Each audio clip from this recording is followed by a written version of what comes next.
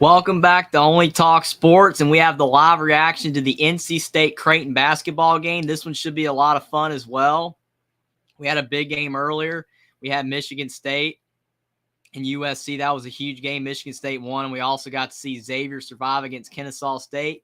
But we're back for another live reaction. March Madness is continuing on, the round of 64 on Friday, and you have a big match between NC State and Creighton. It's just about to tip off, and the tip has happened.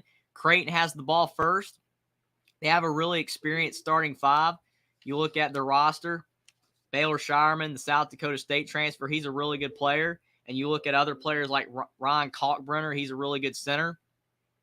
But Baylor Shireman, he just hit a three, the South Dakota State transfer for Creighton. And they also have great players in Trey Alexander, Arthur Kaluma, and Ron Nimhar. Overall, Creighton has a great roster. And NC State, Jarkel Joyner, Terquavian Smith, they headline the Wolfpack.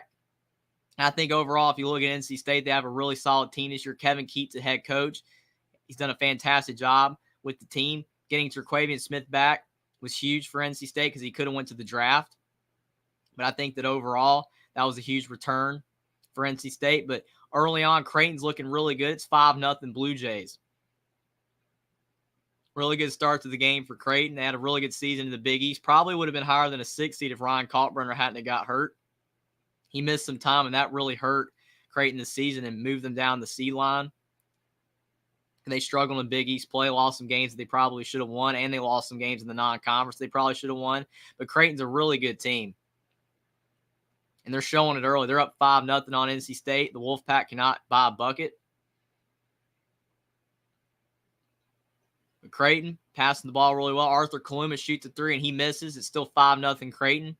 NC State trying to find some offense. Jack Clark, he just missed a two for NC State. And Creighton's bringing the ball back up the floor. Ron Nimhard, he's had a great season. Tried to get it to Ron Kalkbrenner, but he overthrew him. 5-0, but they did call a foul on NC State. But it's still 5-0 Creighton, and Creighton's going to be going to the foul line. Some high-flying action early. Kevin Keatts does not like the foul call. But it was a foul. 18-19 to go in the first half. It's 5-0 Creighton Blue Jays over the NC State Wolfpack.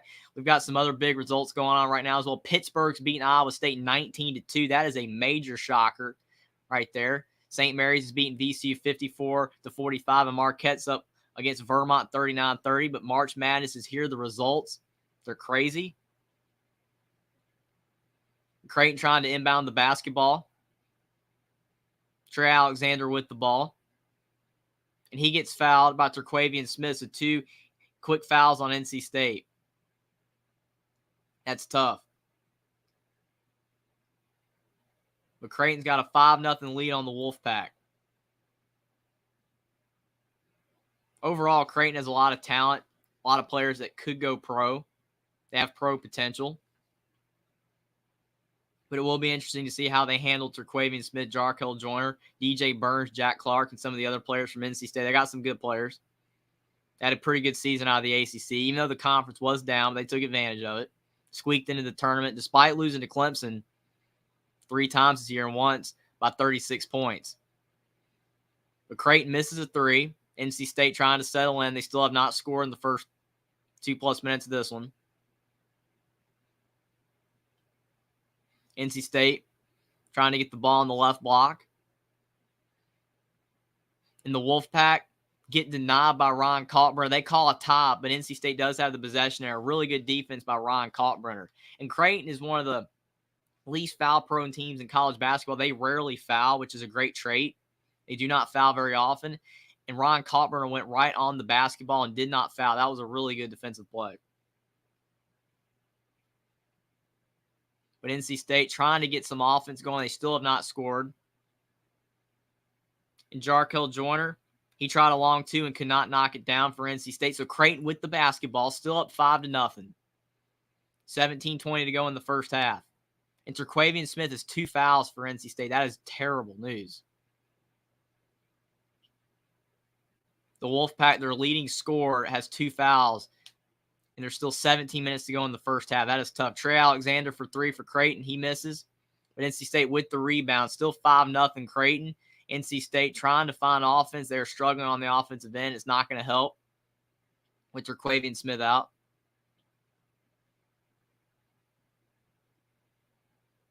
But Jack Clark, he rises up for two and cannot knock it down. Creighton with the rebound. Ron Nimhardt's driving. He kicks it to Baylor Shireman in the corner, and Baylor Shireman cannot hit the three. It was close, but it went in and out. NC State with the rebound. NC State's 0 of 7 to start this game from the field. Jarkel Joyner kicks to Jack Clark, and Jack Clark misses a three. Arthur Kaluma with the rebound. NC State really struggling early in this one. Arthur Kaluma's driving. He kicks to Baylor Shireman. 7-0 Creighton. Really good start for the Blue Jays. NC State might need a timeout. I don't think Kevin Keats is calling one right now. But they're struggling right now, for sure. 7-0 Creighton. 4 minutes gone by in the first.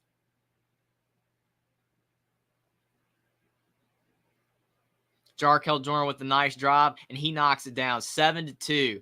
Really good drive for Jarkel Joyner. He's a good player in his own right, but he's going to have to carry a lot of the offensive scoring load with Terquavian Smith on the bench with 2 fouls. But Creighton, they're a really good shooting team, have good passers on their team. But Baylor Shireman, they just called a travel on him. So it's still 7-2. He does not think that he traveled. It looked like he did potentially move his pivot foot. But not a really good start for NC State. Outside of a layup by Jarkel Joyner, they are really struggling on the offensive end. And Creighton's looking really good early. Creighton has a deep team. And they have a really good team on, especially their starting 5, but some of their bench is solid. But they're a deep team in the fact that they don't all have 1 or 2 scorers that are really good, and then the rest of their team kind of chips in every now and then. Creighton's starting 5 has scored in double figures as a unit in games a lot of the season. Not every game does all 5 starters score in double figures, but it happens a lot because they're just a deep team. Ron Kalkbrenner is a great player. Ron Nimhardt, Trey Alexander, Arthur Kaluma. None of these guys really outshine the other. And Baylor Shireman, when he's hitting threes, transfer from South Dakota State, that was a huge addition for Greg McDermott in the offseason. Overall, their starting 5 is one of the best in college basketball. They don't have one player that really just handles the scoring load that you say that's the guy that's the go-to player, which could be an issue for them at times. I think Ron Kalkbrenner, when they need a bucket, it's probably their best option, especially if they're not hitting their threes. But Creighton's definitely a basketball team that if you look at overall, their starting 5, they all can chip in points. They have no issue with that. They share the basketball really well. They do not have a selfish team. And their style of play of sharing the basketball and all of their players in the starting 5 get equal amount of shots for the most part is definitely a reason why they're dangerous because you can't key in on one of them. If you try to slow down Kalkbrenner, then Arthur Kaluma can get going. If you try to slow him down, then Alexander can get going. So NC State is definitely going to have a problem on their hands. NC State is more top-heavy with Terquavian Smith and Jarkel Joyner. They do have other players that can step up. Casey Morcell's a solid player. But I do think that NC State is a bit weaker in that respect than Creighton because they don't have as many players that are consistently good at scoring the basketball. And now that Terquavian Smith, now that he has 2 fouls, for NC State, that's going to be tough. Thanks for being here, Edward. He says NC State needs Smith and Joyner to have great games for them to move on. But unfortunately for NC State, Terquavian Smith has 2 fouls. And that's a really tough loss early in this game. They're probably going to have to bring him back in the first half. But if he picks up another foul, that could be bad news for the Wolfpack. But he has 2 fouls early in this game. And things are not really looking good for the Wolfpack. 7-2 Creighton. But Creighton does not foul very much. They do not get in foul trouble, which makes them a really tough team to beat. They play really good, sound defense. But they're showing what Jarkel Joyner and Terquavian Smith have done this season. One of 4 NCAA teams with 2 players with 500, 100, and 100. They're great players. But Terquavian Smith getting in foul trouble early is not a good sign.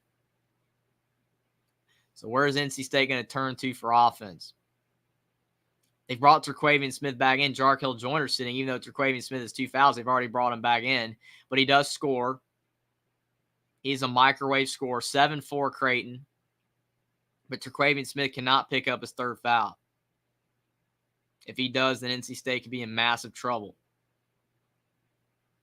But Creighton's probably going to do everything they can to get him in foul trouble, get him that third foul. I don't blame him if they try to do it, but he's going to have to play smart defense. Ron Nimhart, he's driving, and he misses. Ron Kaltbrenner tries to get the rebound. Still trying to get the rebound was Baylor Shireman. Several Creighton players on the deck.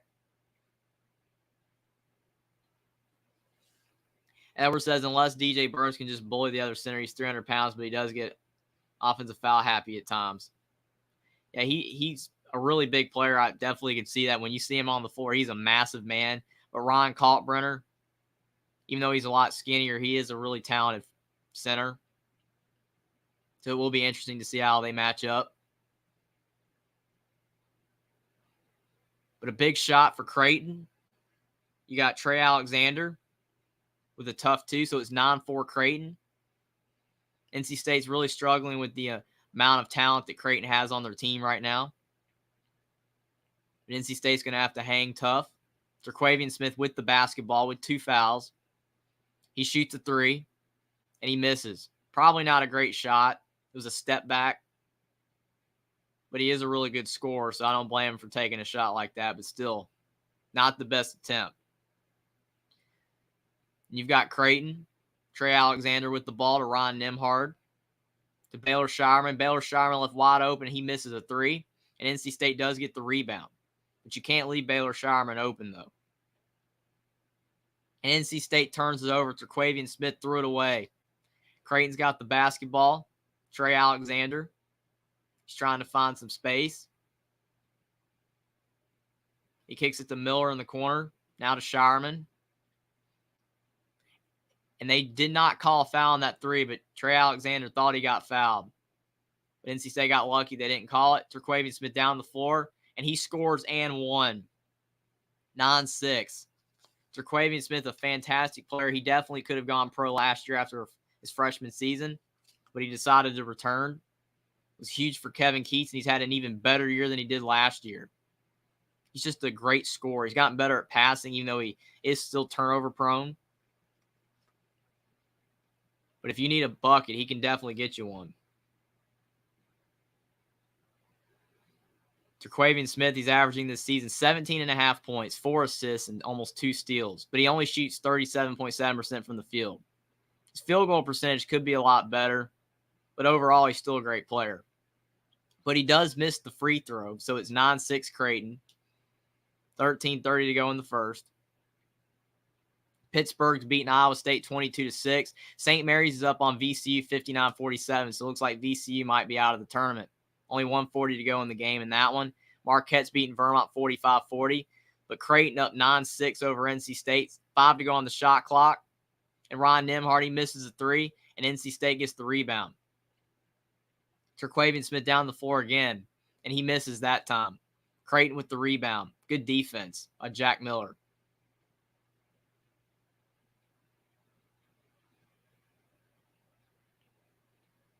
Creighton trying to get to Ron Kaltbrenner, and Kaltbrenner misses a 1-foot shot. He barely ever misses that.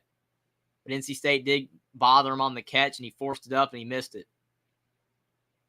But 9-6 lead for Creighton. NC State with the basketball. Jarkel Joyner back in the game.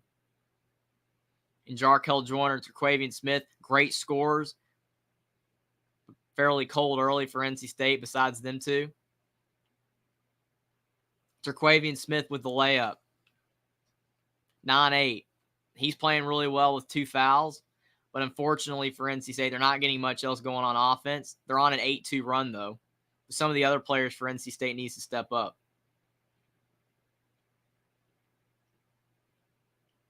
Ron Nimhard at the top of the key. Kicks it in the corner. Jack Miller for 3. He misses. NC State with a rebound with a chance to take the lead. Jarkel Joyner bringing it up the floor.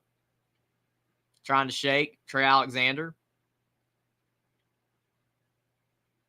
NC State has 2 fantastic guards. Terquavion Smith shoots another 3, and he misses again. Probably not the shot NC State's looking for, but Terquavion Smith can knock it down. But Creighton has gotten cold on offense. They haven't scored in a couple minutes. It's going to be interesting to see what they try to do here. Good pass to Kalkbrenner, and he dunks it this time. Ron Kalkbrenner said, I'm not missing that one. Good pass from Ron Nimhard. 11-8 Creighton. 11-10 to go in the first half.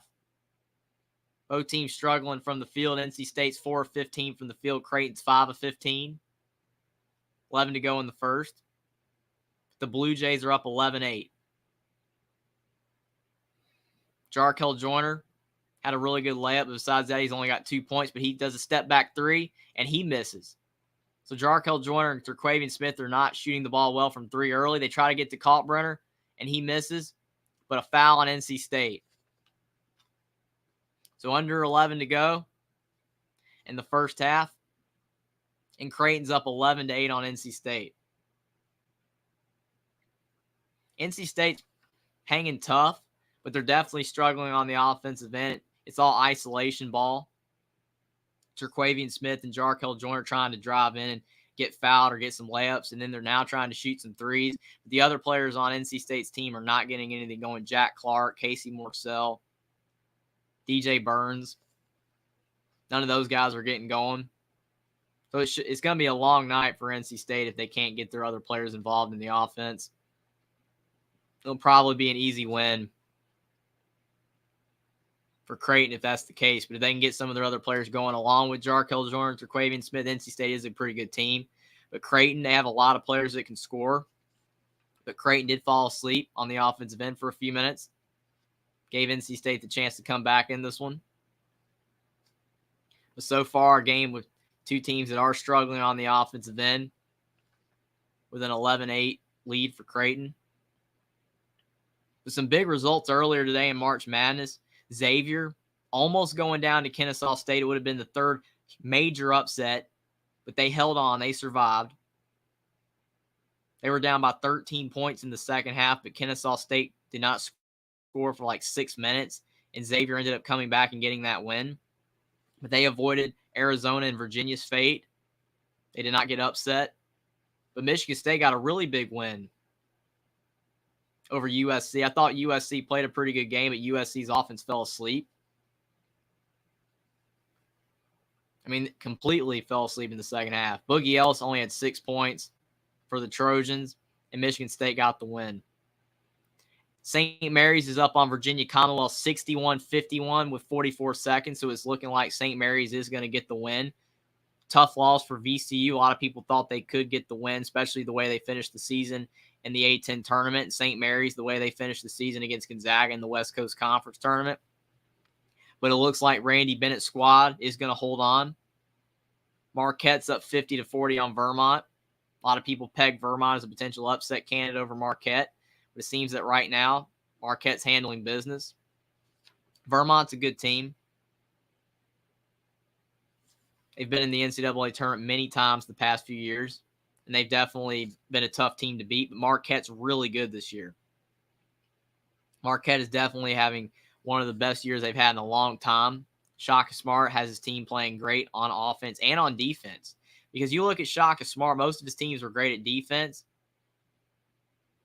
But this year, finally, they have a really good offensive team as well. Tyler Collett runs the team very well.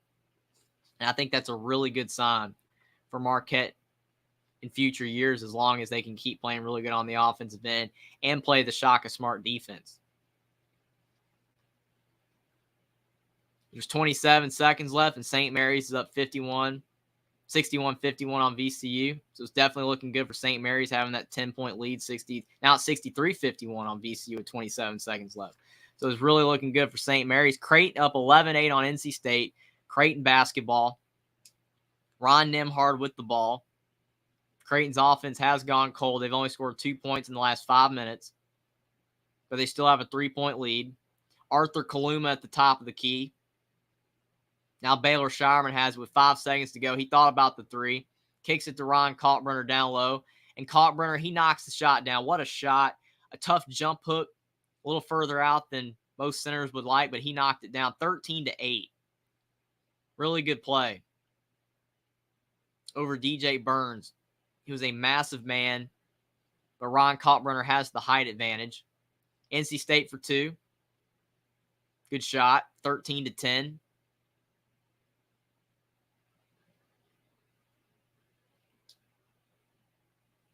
Overall, both teams have struggled a bit on the offensive end, but the offense is starting to pick up a bit. Arthur Kaluma on the drive, and he gets fouled.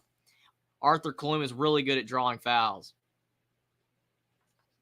One of the best in college basketball at drawing fouls. A lot of people have compared him to OG Anunoby in his style of play. He's a little more inconsistent than OG Anunoby, but he is a college player.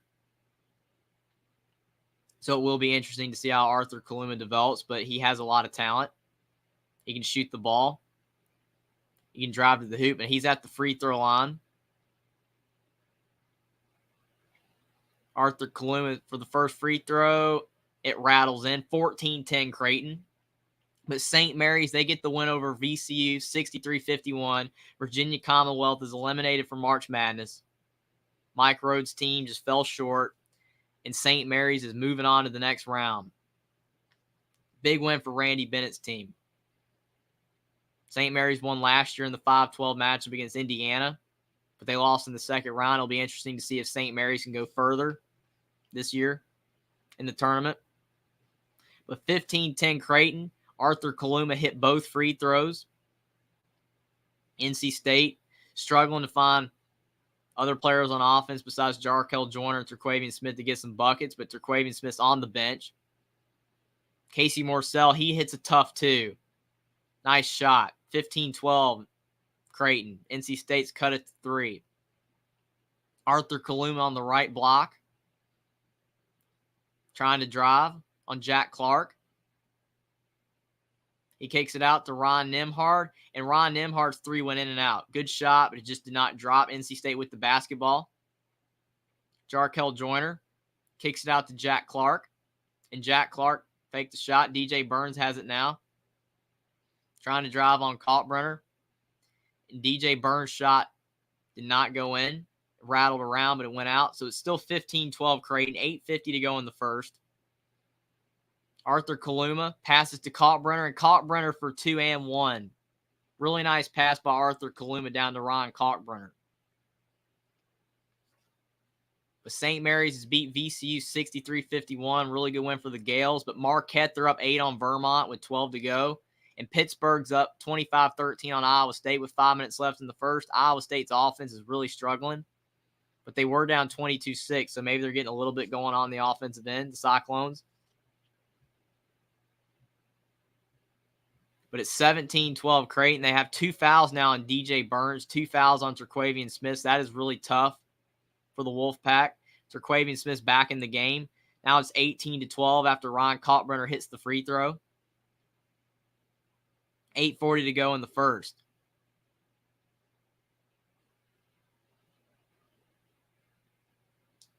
NC State still trying to find other players on offense to get some points. Casey Morsell just hit a big 2. NC State down low. Ron Kalkbrenner playing great defense. And NC State misses. What great defense by Ron Kalkbrenner. Had his hands straight up. Did not foul. He's one of the most fundamental bigs in the country. Plays great defense. Good on the offensive end. Baylor Shireman trying to drive in for Creighton.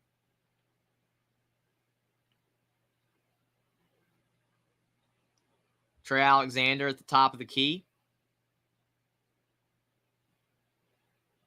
And he turns it over. NC State driving the basketball. Casey Morsell with a big layup, 18-14. Creighton's up by 4, but what a steal by Casey Morsell. Under 8 to go in the first. Creighton was a little loose with the basketball. They're usually not a turnover-prone team. That was a bad handle by Trey Alexander. Ron Kalkbrenner down low with a dunk. What a pass. Ron Kalkbrenner is fantastic. He's one of the best bigs in the country. 7'1". He's got great footwork. And his teammates do a really good job of passing the ball to him. That was a really good play. 20-14 Creighton. 7 to go in the first. Terquavian Smith trying to drive on Baylor Shireman. He gets bombed, and they call a foul on Shireman.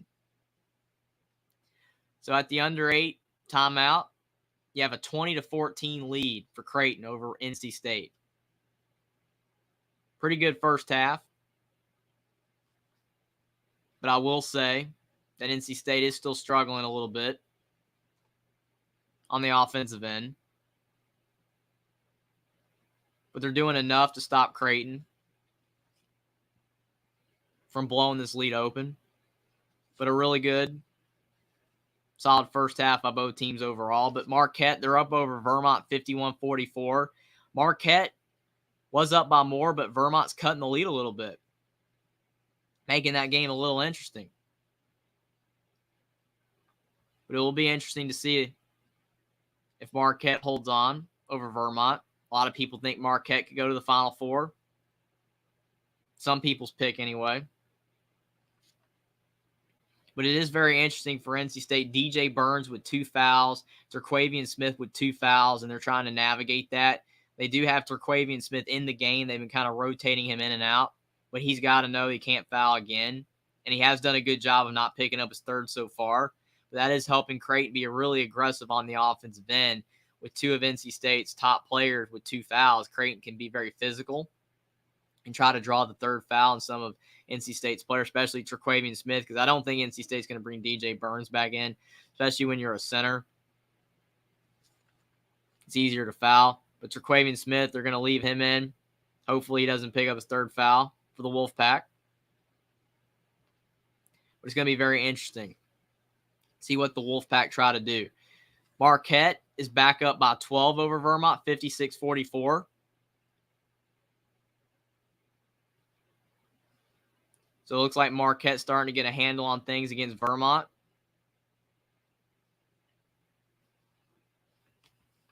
With some crazy results in March Madness.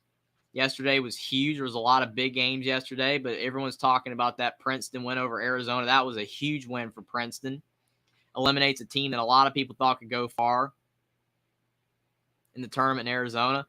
Pittsburgh's only up 26-19 on Iowa State. Now Iowa State's starting to come back. Pittsburgh had a big lead. It was 22-6, but now it's 26-19. Iowa State's making a run. They can cut that before half, then there's a chance that Iowa State has a really good chance to win still. But Creighton, they've got a lead over NC State right now, 20-14. I think that overall, looking at NC State, they are a team that can be beat if you can shut down their top 2 guards, because sometimes their other players do struggle to score. And I think if you look at Creighton, they're more balanced, which makes them a dangerous team. But it's going to be really interesting to see how NC State responds. If they can keep Terquavian Smith out of foul trouble the rest of the game and he can get going on the offensive end, I think they'll have a really good chance. But I still think Jack Clark and Casey Morcell have to get going on offense. Terquavian Smith, he drives in on Ron Kalkbrenner. They did not call a foul. He was looking for a foul. But the ball goes off NC State, so they're giving the ball back to Creighton.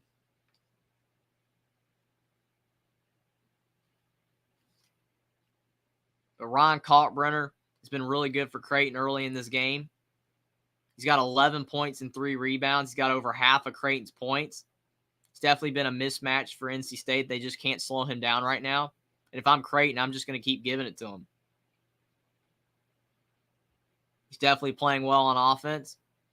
Baylor Shireman backing down on Terquavian Smith, trying to draw that third foul. And they do call an offensive foul on Baylor Shireman. Risky play by Terquavian Smith. He could have picked up his third foul there, but he did not pick it up. They call an offensive foul.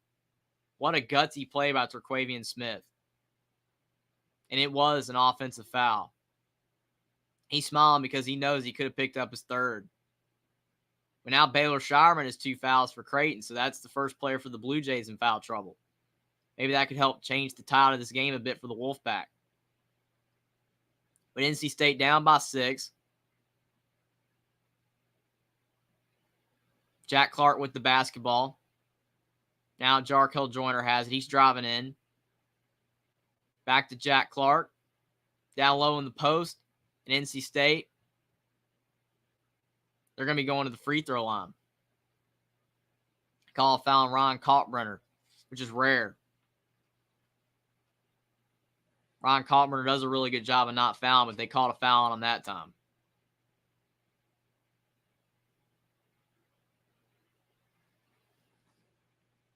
And NC State at the line.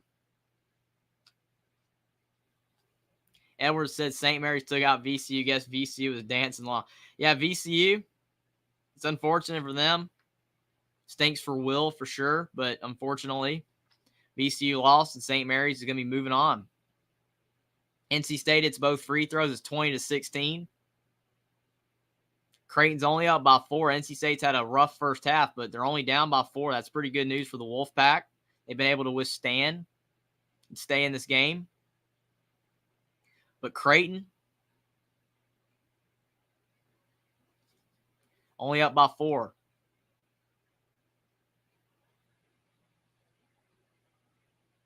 .550 to go in the first. You got Ron Nimhart trying to drive. And he knocks down a tough two. What a shot by Ron Nimhart. I agree with you, Edward. He says in the Pitt game seems like a good one also. Pittsburgh was up big, 22-6, but now it's 26-19. So it seems like Iowa State's starting to come back in that game. There's some high-level games in March Madness. Creighton up 6 on NC State. Terquavian Smith drives, and he hits a tough two. He thought he had some contact. There was some, but they didn't call an and-1. Arthur Kaluma now on the block for Creighton. Kicks it out in the corner. And Creighton with a tough two. 24-18. 5 minutes to go in the first. They said NC State averages 13 assists per game. They have 0 today. It's all isolation. Terquavian Smith for 2, but again, no passing. Him just going down the floor making a play. But I think NC State is going to have to find a way to start sharing the basketball and getting some easier buckets instead of these tough shots that Jarkel Joyner, Casey Morsell, and Terquavian Smith are shooting. But they call a foul on NC State. That was a really good shot by Terquavian Smith. He took the contact of Ron Kalkbrenner and he knocked it down. That was a really tough shot. Could have been an and-1.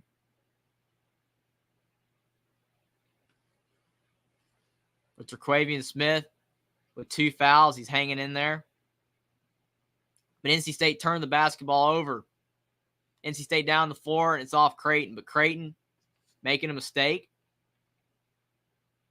NC State trying to take advantage. NC State's doing a really good job on the defensive end right now. They're bringing Terquavian Smith back in. They're taking him out on defense and bringing him back in on offense. That's a smart move. You don't want him to pick up any fouls.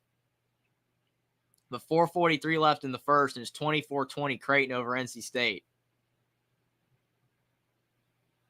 Terquavian Smith's driving in, and he scores 24-22.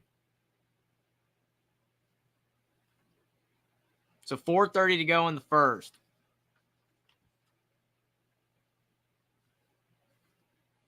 And Creighton's only up by 2 points. NC State has withheld the early scoring production from Creighton when Creighton got up by a few points, but NC State's hanging in there, and Creighton turns the basketball over. They're usually a team that's not very turnover prone, but NC State is giving them fits on the defensive end, and Creighton has a turnover, and NC State could tie or take the lead on this possession. Marquette's up on Vermont 65-46, and Iowa State is still down against Pittsburgh 27-19, but NC State can take the lead. Creighton's a really solid team, but they are starting to struggle on the offensive end. Terquavian Smith's driving in, and he almost hit a tough floater, but he missed. Creighton basketball.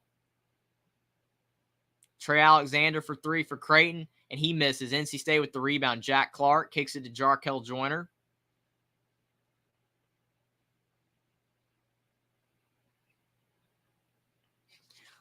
Thanks for being here, Austin. Austin says, what's up, Jeffrey? On scale 1 to 10, how nervous are you for the Indiana game? I will say I'm probably about a 7. I want to say it's lower than that, but a lot of people are picking Kent State for the upset. It will be an interesting game, but I'm looking forward to the game tonight. But I'm doing good, man. Had a stream earlier with Michigan State USC. That was a good game. We're streaming this game right now, Creighton NC State. It's a 2-point game. I would do one tonight, but I am busy later, so I won't be able to do another stream today. But thank you guys, everybody that's been here today for the earlier stream in this one. Like the stream down below. Subscribe to the channel if you guys are new. But I do think that this game right here between Creighton and NC State has been a high-level first half for both teams. Even though Creighton had a chance to really pull away, NC State's hanging around. It's been very interesting there. But Iowa State has now cut the lead to 6 on Pittsburgh. It's 27-21. A little bit left in the first half in that game. And Marquette's now up 66-48 on Vermont. It's looking like Marquette's going to hold on there. Vermont is a really good team, but Marquette has a lot of offense. If this was one of the Marquette teams from the past, or any Shaka Smart team in general, whether he was at Texas, VCU, or Marquette, I think that Vermont could have hung around more. But since Marquette's a much better offensive team than they used to be, they're just too much of a threat on the offensive end, and I don't think Vermont can hang with them. Marquette's now up by 21, 69-48. But again, thanks for being here, Austin. It should be a good game tonight against Indiana and Kent State. I'm also looking forward to Miami Drake. Arizona State TCU should be good. Just a lot of great games. March Madness is delivering so far. You can't ask for much more than great basketball and so many games at once. It's awesome. It's tough to keep up with them all, but it's so much fun. But it will be interesting to see what NC State tries to do on the offensive end throughout this game, because right now, even though they are only down 2, I don't think the way they're playing offense is sustainable. I think Kevin Keats knows that, and he'll have to change things up in the second half. But right now, it's just Terquavian Smith and Jarkel Joyner, mostly Terquavian Smith, driving into the lane and trying to hit a tough shot. And I think that they're going to have to pass the ball more to the teammates and try and even get the teammates involved to try to pass it back to Terquavian Smith. Some of the other players, for instance, have to get involved with the offense. Help Terquavian Smith score, get some buckets themselves, and that would really help out NC State on the offensive end, because right now it's way too much isolation ball. It's looking like an NBA team out there, like the Boston Celtics 3 years ago, when all they were doing was just chunking up threes and tough shots. You have to pass the ball to your teammates. That's why there's 5 guys on the floor. But NC State 0 of 4 from 3, 10 of 27 from the field. Creighton's 10 of 23 from the field and 1 of 11 from 3. But Creighton has 6 turnovers, and that's what's helping out NC State. The turnovers are a problem.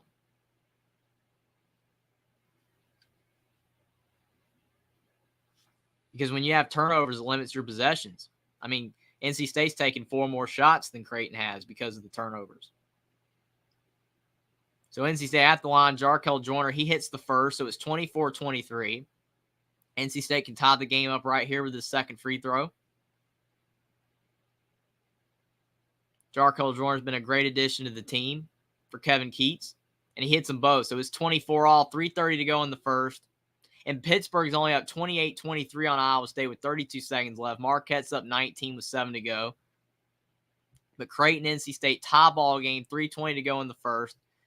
Creighton's driving in, and they miss a floater. NC State could take the lead.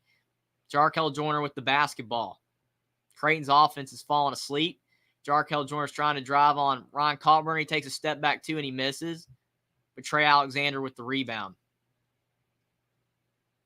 Creighton trying to run the floor, speed this game up a little bit. Ryan Nimhar with the ball, trying to reset for the Blue Jays.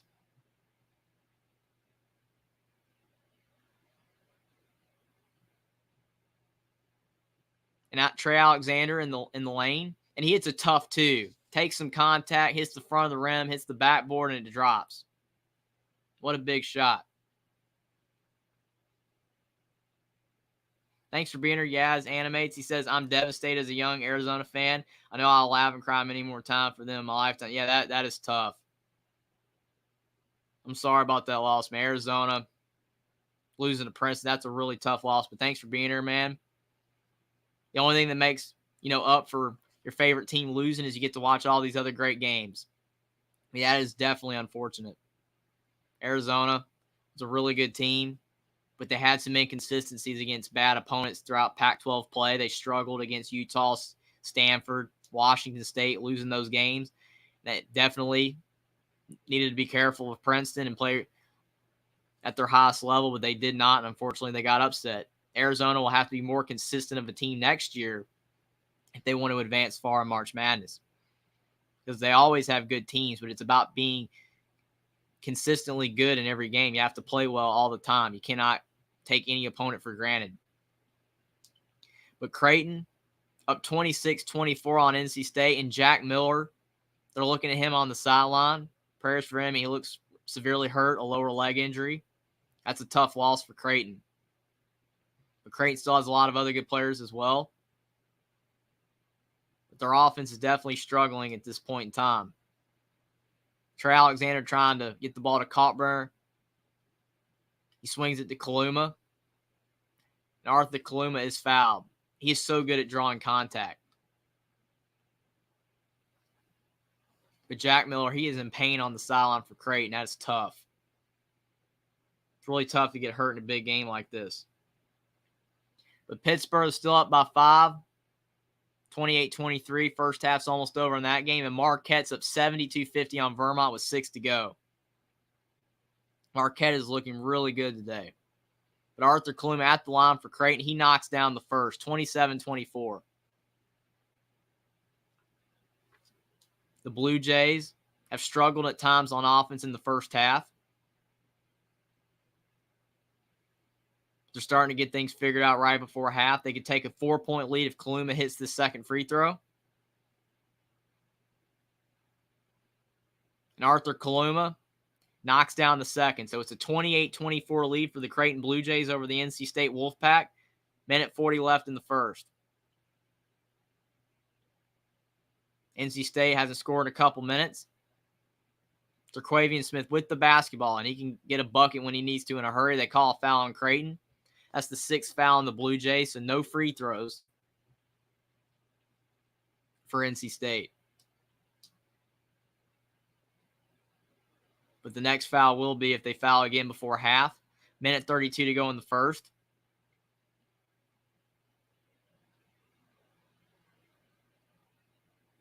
But Creighton with a 28-24 lead over NC State. A minute 32 to go in the first half. But not a lot of offense for the Wolfpack outside of Terquavian Smith and Jarkel Joyner. Terquavian Smith drives in the lane. He misses, but they get the ball back. But NC State turns it over.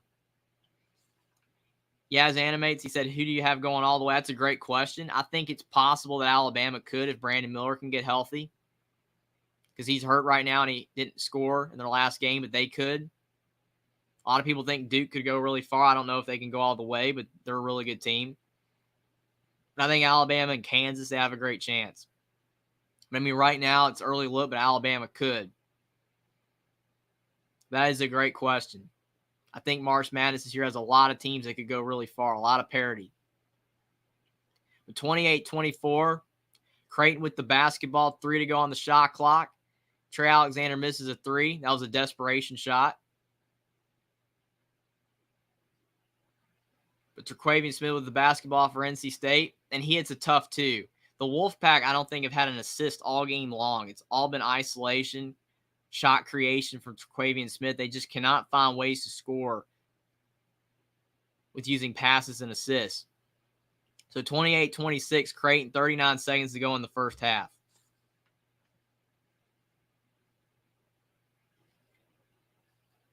Yaz Animate says, my Final Four was Gonzaga, Arizona, Purdue, and Indiana, with Gonzaga going all the way.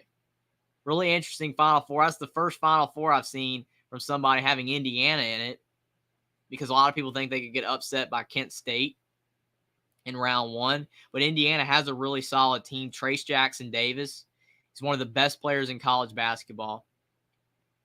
If it wasn't for Zach Edey, he probably would be player of the year. He's putting up Tim Duncan numbers, 21 points, 11 boards, 4 assists, 3 blocks. And then you have Jalen Hood-Schifino, who's a really good player in his own right.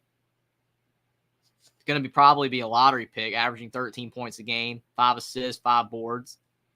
But the other players for Indiana have to step up. And if they can, I think Indiana could be a team that advances far.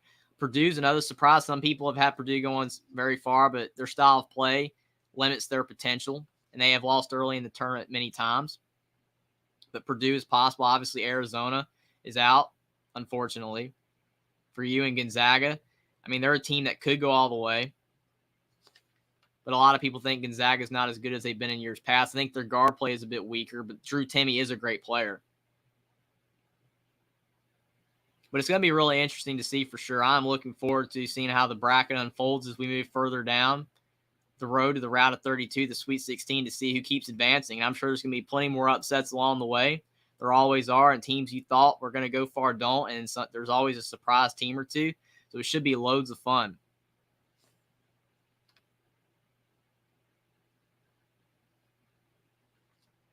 This is a high-level basketball game between Creighton and NC State. Creighton's playing really well. They're starting to get things figured out toward the end of this first half, but NC State really struggling right now. Yeah, as Animate says, I don't love Houston. If they beat them, the momentum will drive them to beat Texas or Xavier. Yeah, I think overall, you look at Houston. I know a lot of people are off Houston's train because they really struggled against Northern Kentucky, and they lost to Memphis in the American Conference title game. But still, Marcus Sasser's out, and if he can return, I still think Houston has a shot to go far. But if he does not return from his injury, then Houston's going to have some problems, and they could get upset fairly early. But it will be interesting. Michael Joyner says, go Duke. Duke's really looking good right now. Thanks for being here, Michael. But Duke is a team that has a lot of talent. The freshmen are starting to play much better. And unfortunately for Creighton, Jack Miller, they're having to cart him off. That is sad. He can't walk right now. He hurt his foot really bad. It's a big loss for Creighton. Pray for a speedy recovery for him. But Creighton with the basketball. They're up 2 on NC State. The Wolfpack hanging around. 30 seconds to go in the first half.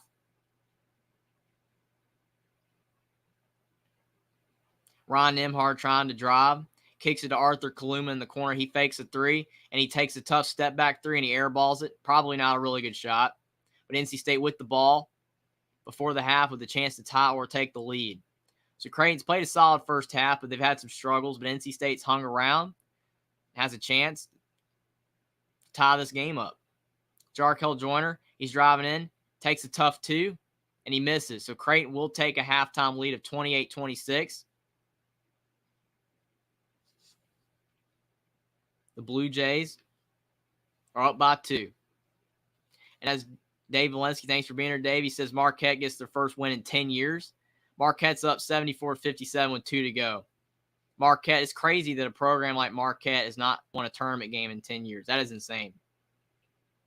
But I think that Marquette, they have the potential to go far. I think Shaka Smarty's got a team that's really good on both ends of the floor.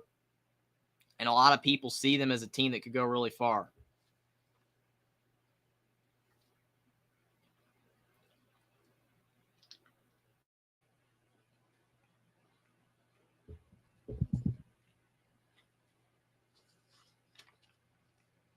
But Creighton had a pretty good first half. Creighton up 28-26 over NC State. I think overall NC State, they did not play too badly in the first half, but they had way too much isolation ball. They weren't passing the ball as a team. Terquavian Smith and Jarkel Joyner trying to do too much on their own.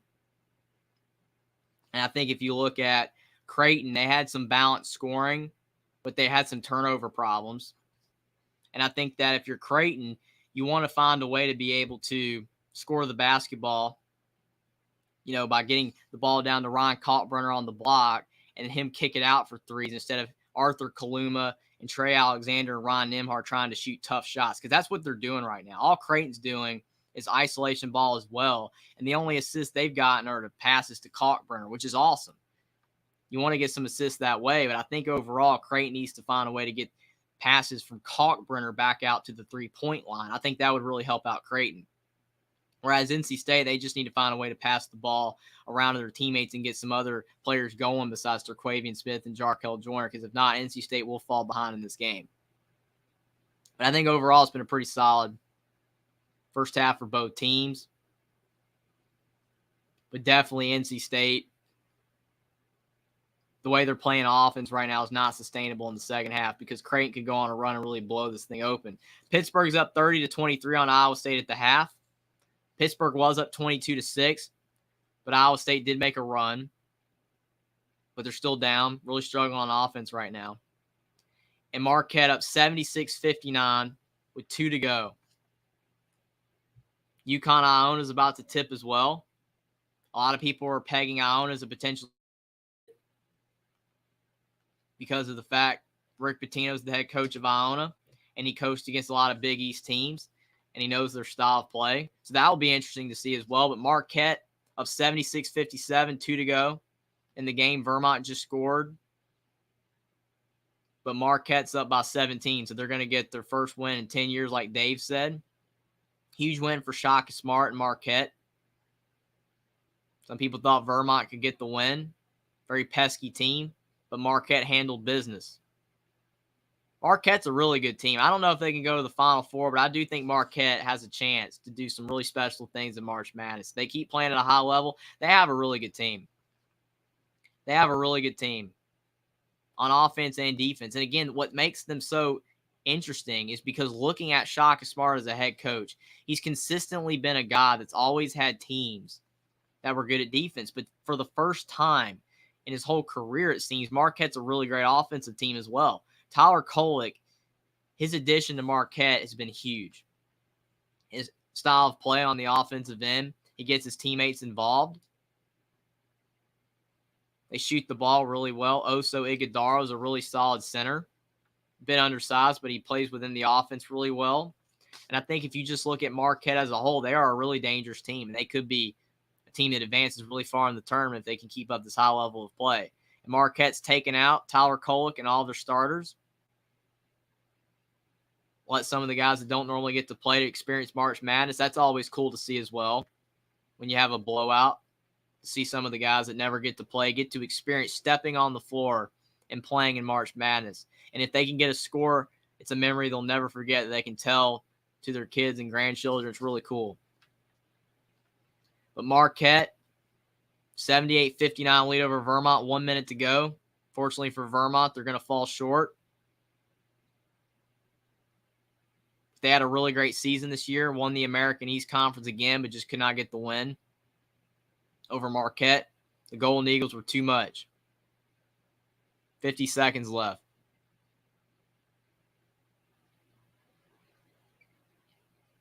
Marquette swinging the ball around. And Vermont turns Marquette over.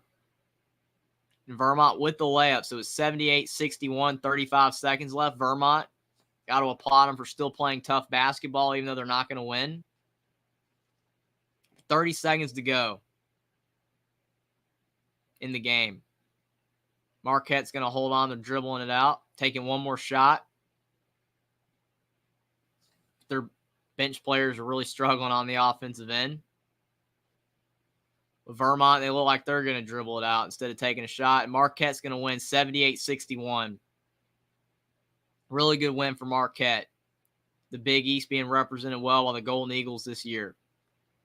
But UConn Iona is just tipped, and it looks like UConn has a 3-0 lead over the Gales. Dan Hurley's team started out the season 14-0, and they were playing great basketball. But then they started to fade down the stretch. They were really struggling in Big East play. They actually were under 500 at one point, but then they started to play better toward the end of the season. So UConn with a lot of momentum, but they're down against Iona 6-5. Iona's got some offense early. Gene Lewis for Iona has 2 big threes. Iona playing tough defense as well. Almost stole the ball from Jordan Hawkins of UConn. But UConn, the high seed that they've had since they won the national championship in 2010, 2011. Really good sign for the UConn program to get back on track. A lot of people don't really consider them a blue blood like UNC, Duke, Kentucky, Kansas, and even Indiana. But still, UConn has a great history of basketball. They've won some national titles. It's really great to see UConn back playing some really good basketball. Dan Hurley's done a great job. But Iona with an 8-5 lead over UConn. Rick Pitino. His team's playing good early. It's going to be interesting to see if Rick Pitino takes the St. John's job or another job, or if he's going to stay at Iona. That's going to be a very interesting thing to monitor. UConn shooting a 3. They knock it down, so it's 8-8. High-level offense early in this game. Alex Caravan. Big shot from him.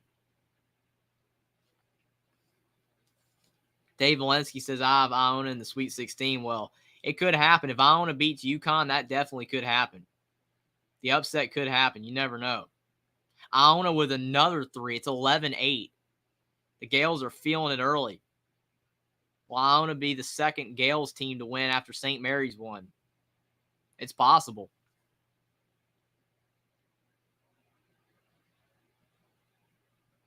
You cannot beat the confidence that Iona is displaying early on in this game. They are not having any fear at all of UConn in this big stage. They're playing great. Adama Sanogo down low for UConn with a 2, 11-10. Adama Sanogo is one of those underrated bigs in the country. A lot of more attention goes to Drew Timme, Trace Jackson Davis, Hunter Dickinson, Zach Edey, Armando Baycott even. But Adama Sanogo is a really good center. And Adama Sanogo with the dunk for UConn. They stole it from Iona, 12-11 UConn. The Huskies retake the lead. Dan Hurley's feeling. He's trying to get the crowd into it. Trying to get his team going. Sanogo is averaging 17 points and 7 rebounds a game. And he's already got 6 quick points.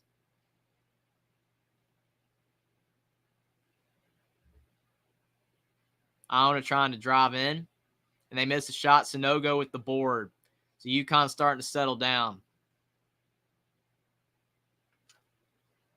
So 12-11. UConn 15:40 to go in the first.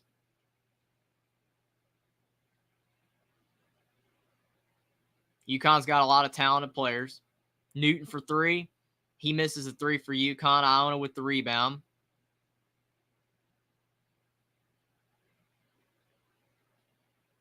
Iona had a really good season in the Metro Athletic Atlantic Conference. Really good season.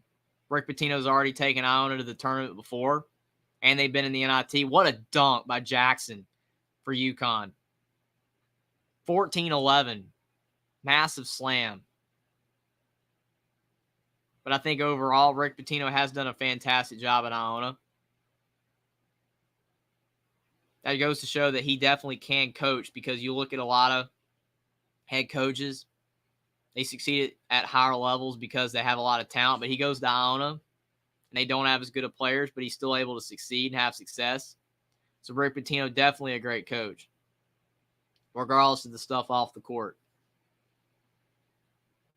Thanks for being here, everybody. Like the stream down below. Subscribe to the channel if you guys are new. But thanks for being here, everybody. We got some high-level games this afternoon in March Madness. UConn's up 14-11 over Iona. Creighton's got a 2-point lead over NC State, 28-26 at the half. St. Mary's just beat Virginia Commonwealth. Pittsburgh's beating Iowa State at the half, 30-23. So some high-level action right now.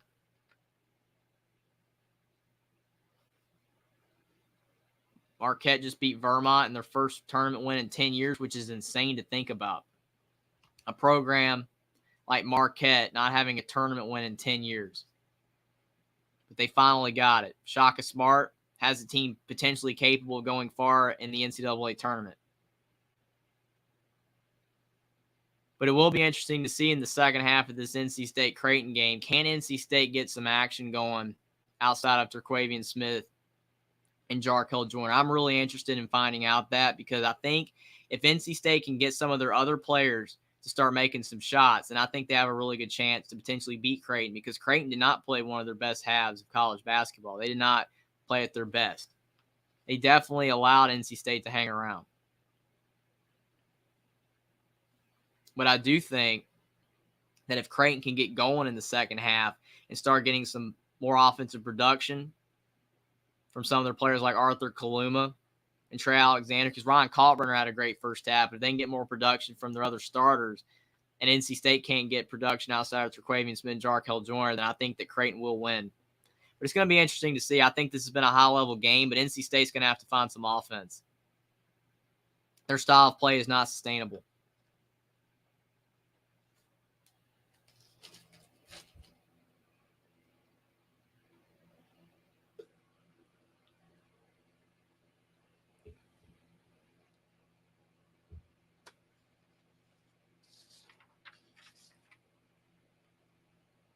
But I do think March Madness this year has delivered for sure. I know a lot of people talk about, that it delivers every year. Some people say that it doesn't.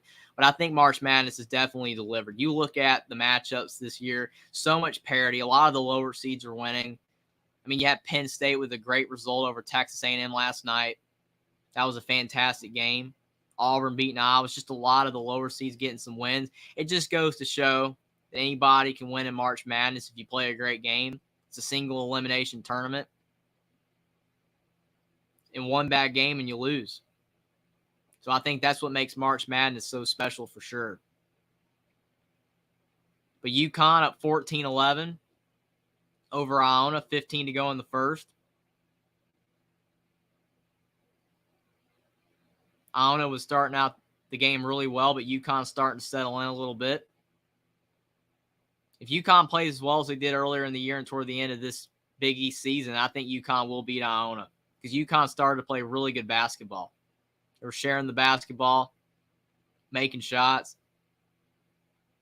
Jackson says Shaka Smart just maybe heading to the Final Four. Looking forward to seeing what Marquette brings against Michigan State. I completely agree with you, Jackson. I think that Shaka Smart has one of his best teams he's ever had.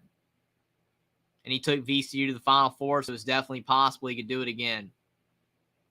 Jordan Hawkins for 3 for UConn. That was a desperation shot, not a really good shot there. Iona's driving the basketball. And Iona for 2, 14-13. Really good response from the Gales.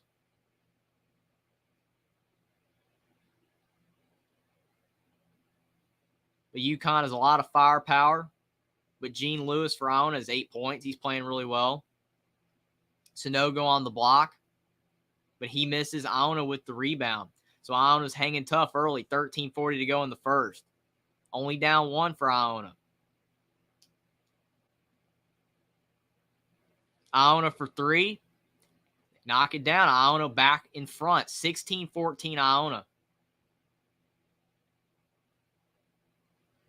This will be a massive upset as well. Xavier almost lost to Kennesaw State. So the Big East having some troubles, even though Marquette did get by easily over Vermont. But UConn down 2 early against Iona. UConn wide open in the corner for 3, and they miss. Iona with the rebound. Iona's playing really well early.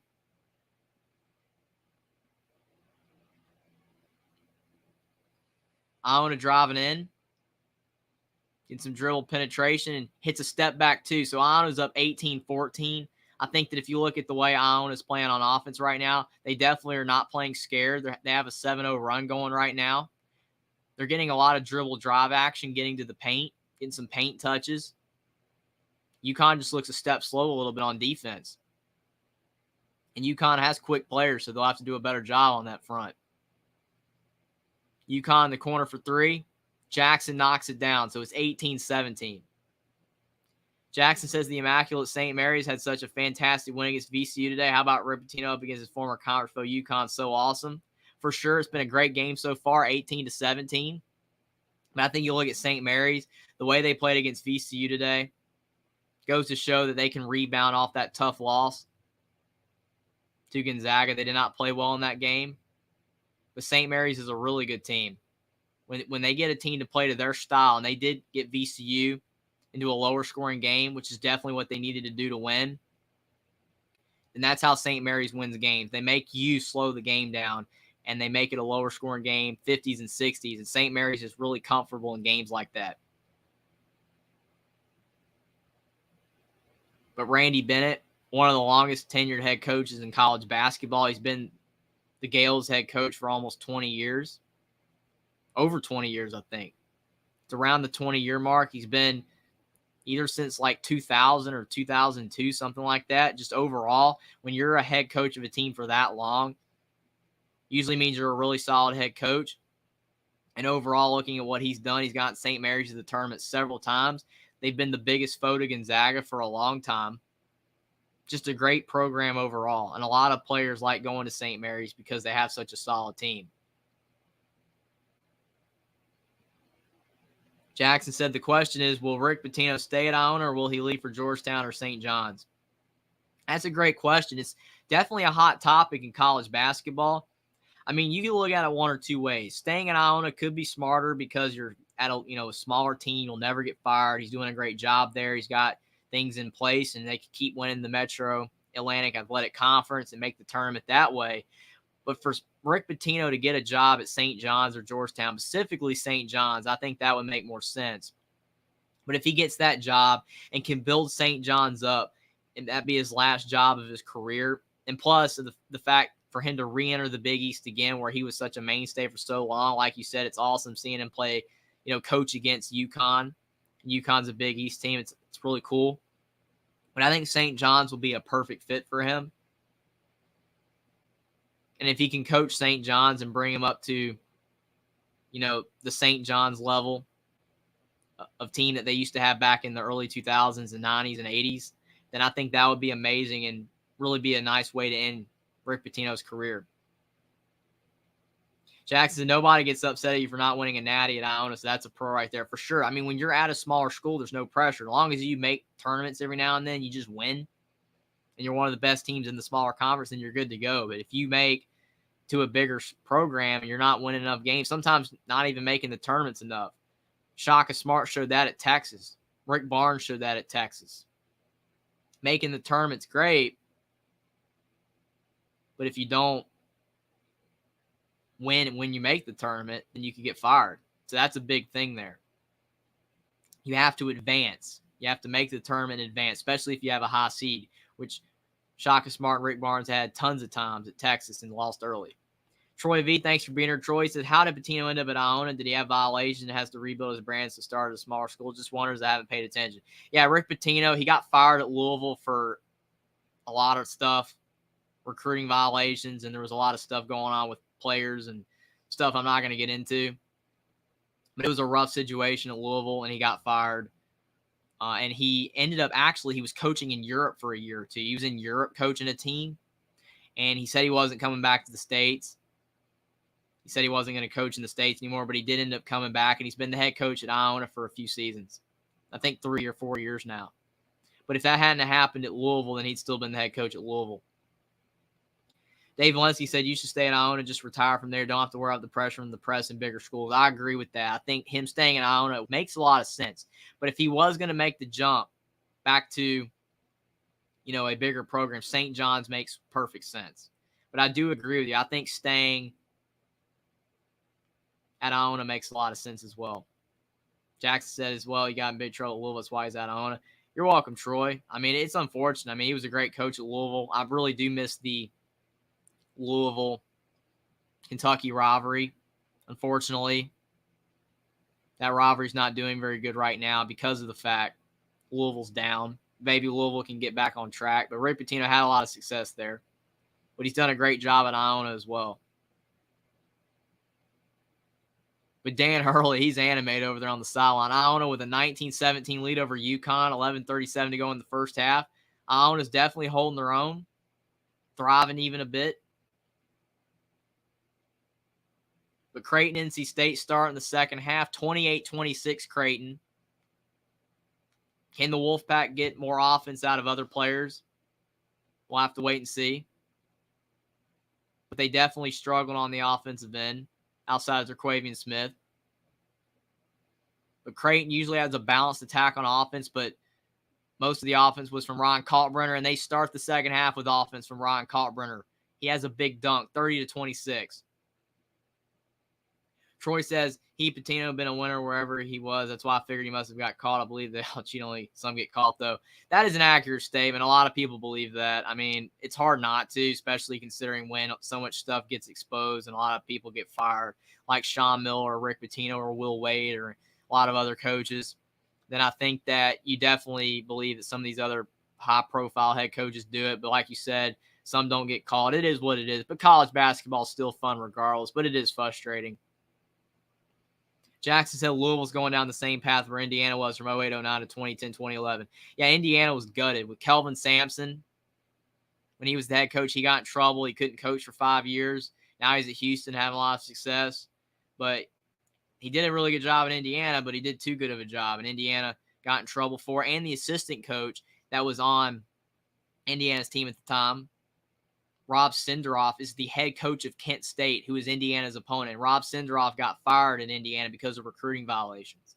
So it's really interesting Indiana's going up against their former assistant coach that is part of the reason Indiana's program got gutted. So that's going to be very interesting to see tonight how Indiana performs against that. But definitely, to your point, Troy, a lot of coaches get in trouble. A lot of teams get in trouble, but some don't. It's very interesting. But Creighton with a 30-28 lead over NC State. NC State with the basketball. Casey Morcell for 2, and he knocks it down 30-30. The Wolfpack are hanging around. They've just tied the game up. Ron Nimhard trying to drive for Creighton.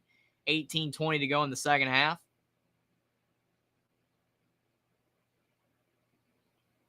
But NC State doing everything they possibly can to stay in this game. They're doing a good job. But Baylor Shireman for 3, and he misses for Creighton. So NC State can take the lead. 18 minutes to go in the second.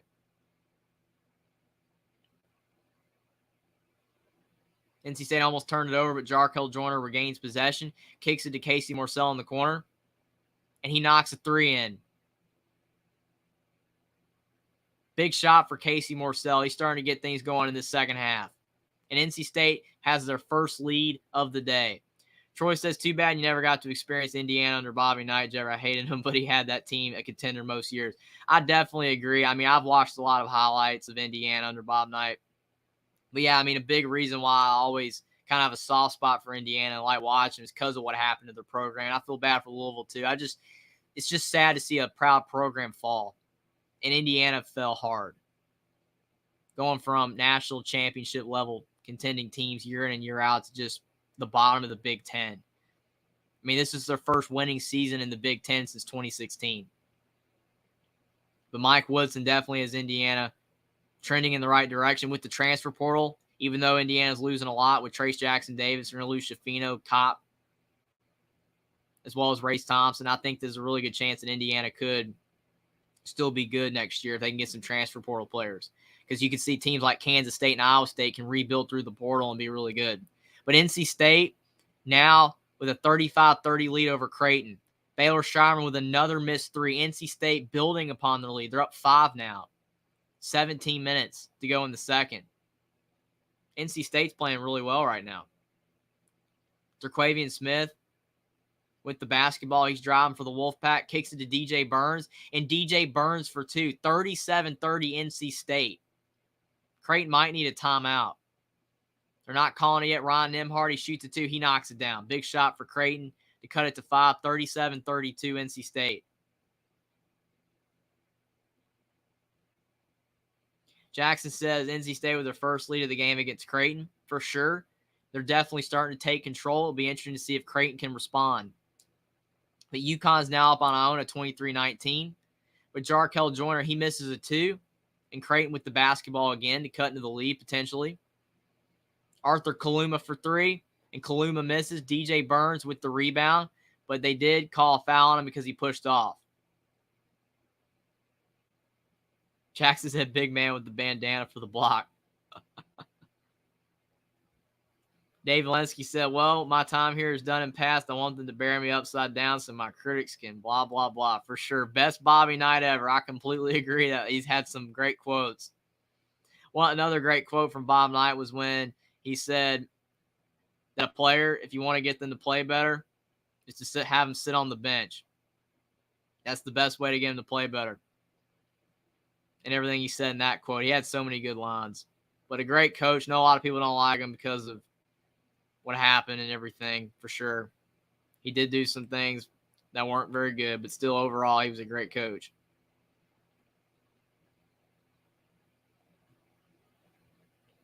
But NC State up 37-32 on Creighton. 16:07 to go in the second. Then Ron Kalkbrenner's at the free throw line, and he hits the first. So it's 37-33. Pittsburgh is up on Iowa State 36-25. That would be a huge win for the ACC.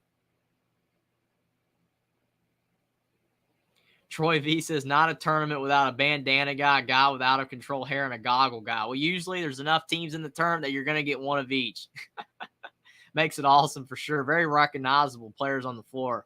Kind of like when Drew Timme had the mustache that one year. Definitely makes you recognizable. But Terquavian Smith trying to create on offense for NC State. Takes a jumper and he misses. But NC State does get the rebound. Casey Morsell at the top of the key. He's driving in. And with a nice reverse, but he missed. Creighton. It's cut it to 3. 15:40 to go in the second. And the momentum seems to maybe be shifting the other way again.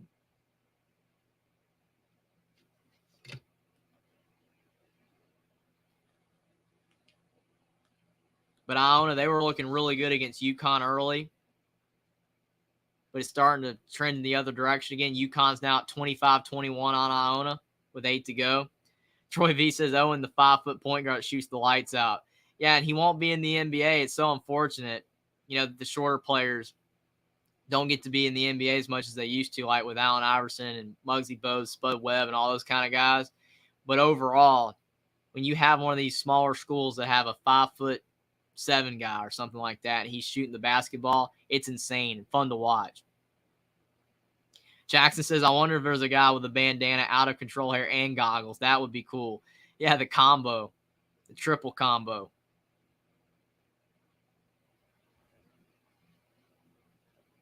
Sometimes getting it individually is better than all together, though, but still, sometimes having all three would be cool as well. But UConn, they missed a free throw. Iona with the basketball. They're down 4, 8:30 to go in the first, 25-21 lead for UConn. It's going to be very interesting to see if Iona can hang around in this game, continue to put some pressure on UConn. They've done pretty well of that in the first half. Iona in the corner, and they hit a tough 2, 25-23, so Iona's cut it to 2. UConn trying to get the ball across half court. Iona providing a little pressure.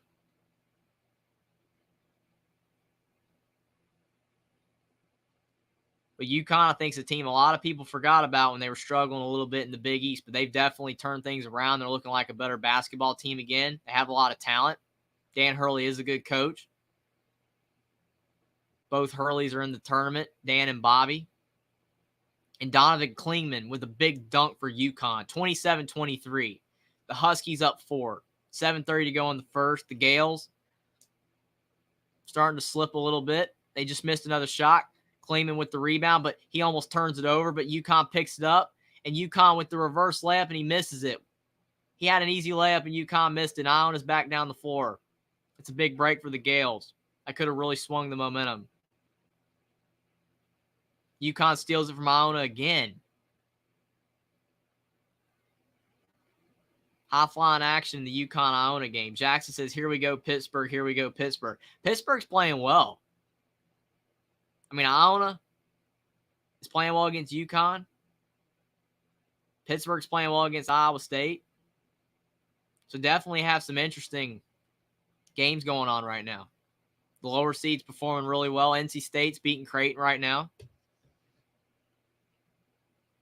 Dave Valensky says Earl Boykins was 5'5", and he made it to the NBA. I think he played for Denver and ended up making it to the NBA All-Star game one year. He was a great player that played at Eastern Michigan. I wish more shorter players were in the league these days. I mean, I know that you want taller guys because, you know, when you're short, you're a defensive liability. But I think having some shorter guys in the NBA would be really cool to have again. That's awesome to hear about Earl Boykins. You have Muggsy Bogues, Spud Webb. Allen Iverson, I know he's a little bit taller. Ty Lue is fairly short. Ty Lawson. Just missed the shorter players. Creighton with the basketball. Down by 3. They shoot a 3, and they miss. And Casey Morsell, he gets the rebound for the Wolfpack. Swings it to Jarkel Joyner.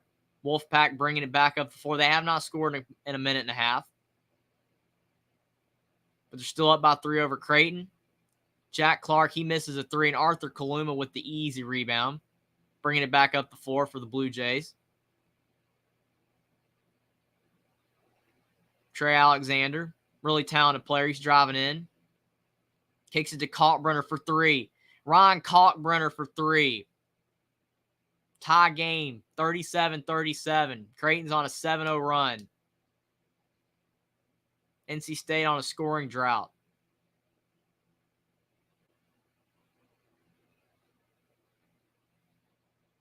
That was a big shot for Ryan Kalkbrenner, a 7'1" guy that can shoot. I think he has a place in the NBA potentially. He's not the quickest guy in the West, but still, The NBA likes tall guys that can shoot. Jackson says, here we go, Wolfpack, here we go. Well, they were doing really good, but Creighton is definitely responding. But thanks for being everybody. Like the stream down below. Subscribe to the channel if you guys are new. But we got some high-level basketball games going on. Terquavian Smith misses a floater, but they call an offensive foul on DJ Burns. That's his 4th foul. DJ Burns is having a really tough time with foul trouble in this game for the Wolfpack. He's got 4 fouls. He's just so big, it's really tough not to get a foul call. I didn't really see much of a push-off there. There wasn't much of a foul, but they definitely called it. Very unfortunate for him. He's going to have to sit for probably the next 6 to 7 minutes. But UConn up on Iona 27-23. Pittsburgh's beating Iowa State 36-26, but Creighton and NC State tied at 37. Ron Kalkbrenner for the potential layup. He misses it, but he gets fouled. Troy V says Bobby Hurley was a short dude that led Duke to many great runs. There was a lot of good short players back in the day. I mean, even Archie Miller was only 5'10" and had a lot of success in NC State. A lot of head coaches these days. They used to be players that weren't that tall. Ron Kalkbrenner at the line, and he hits the first. Creighton is retaking the lead. 38-37. 8-0 run for the Blue Jays after they were down 37-30. And he hits both free throws, 39-37 Creighton. 13:50 to go in the second.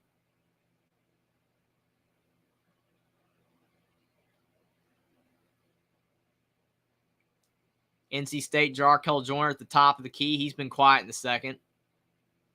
Kicks it to Terquavian Smith. He's driving in. And Terquavian Smith gets fouled. Terquavian Smith is definitely a foul magnet. He drives in hard, takes a lot of contact, but he does a really good job of getting fouls. I think overall, if you look at Terquavian Smith, he is a player that's definitely an NBA-level athlete. I think he needs to work with shot selection, maybe get a little bit better as a passer, but he's definitely an NBA-level player. But he hits the first free throw. He's got 17 points in this game. He's 8 of 19 from the field. He's taking a lot of shots, but he misses the second free throw, so Creighton still with a 1-point lead. 39-38 Blue Jays, 13:30 to go in the second.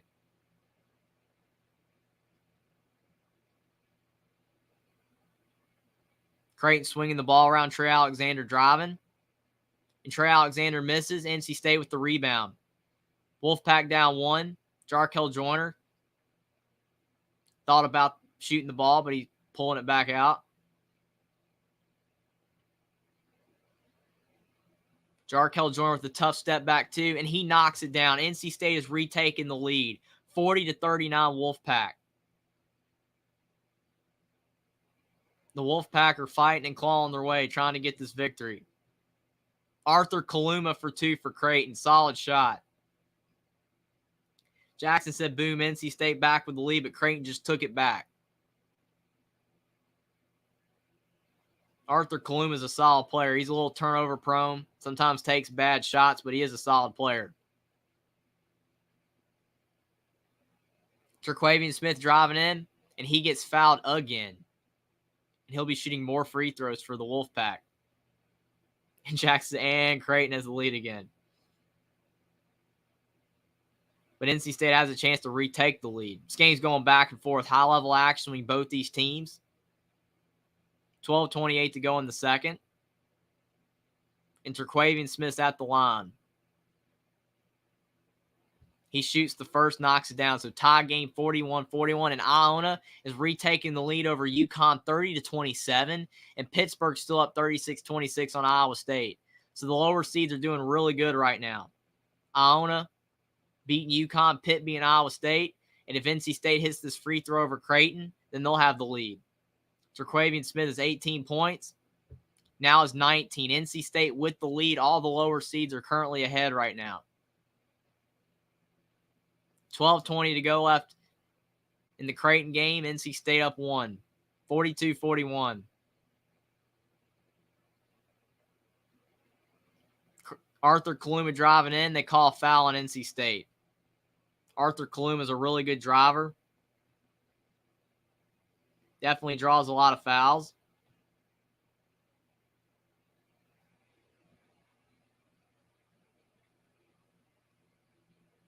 He definitely has NBA potential for sure, but has to have more consistency. But Creighton really struggling on offense in the second half. Probably need to find a way to get it back to Ron Kalkbrenner. Trey Alexander with the drive, and he knocks it down. What a shot for Creighton. The Blue Jays have retaken the lead, 43-42. Terquavian Smith, he's driving in yet again. Kicks it down low. But NC State gets the ball stripped. Creighton with the ball. Ron Nembhard driving. Arthur Kaluma thought about the three. He's driving in now. And Arthur Kaluma for two. They maybe could have called an offensive foul, but they didn't call it. But it's 45-42. 15-5 run for Creighton to get back in this one. It was 37-30 NC State, but they're out by 3. But Terquavian Smith with the response. 45-44. NC State down 1. 11-10 to go in the second half. And Pittsburgh's now up 38-26 on Iowa State with 10 to go in that one. That one's getting interesting. Iowa State with only 26 points in 30 minutes. Ron Kalkbrenner with the big dunk. What a pass from Ron Nembhard. 47-44. Creighton starting to feel it on offense again. Dave Valensky said, I think the reason that you don't see a lot of shorter players in the NBA is that the NBA is now calling the wraparounds an office of tall. Yeah, I guess. It makes sense. It is frustrating, though. I really like seeing the shorter players, but it is what it is. The NBA is still a lot of fun. But, I mean, you still have these shorter players. They're playing in Europe. You can still find a way to get some footage of it over there. But it definitely isn't benefiting the shorter players at all. That's why a lot of them go to smaller programs now, because they have no chance to go pro. And the bigger schools like to take players that could go pro potentially. But Iona playing really good basketball against UConn. Going to be very interesting to see if UConn can hold on in that game, or if Iona will get the upset. A lot of people are calling for the upset, but Iona up 32-30 on UConn with 3:19 to go. First half is about to come to a close. Only 3 minutes left in that one in the first half, and Iona up 2. But Pittsburgh giving Iowa State fits. Iowa State is really struggling on the offensive end. It's 40-28 Pittsburgh with 9:50 to go in the second. And Pittsburgh has the basketball. Iowa State is really struggling on offense. 28 points in over 30 minutes. I mean, I know Pittsburgh's a good defensive team. Don't get me wrong. I know that. But still, Iowa State is really struggling on offense if they just cannot score on them. Iowa State with only 28 points over 30 minutes of game action. And Iowa State this season had a lot of games in the Big 12 where they put up 70, 80 points. So they must just be really struggling on offense. I think overall, Pittsburgh is a good defensive team, but even Mississippi State scored 59 on them. And when Pittsburgh played North Carolina, that game was in the 70s. But they did call an offensive foul on Pittsburgh on the 3. They called him from kicking out the leg, but Iowa State missed the technical free throw. But Blake Henson for Pittsburgh is 4 fouls. That's tough. But he's staying in the game. Jeff Capel's really upset.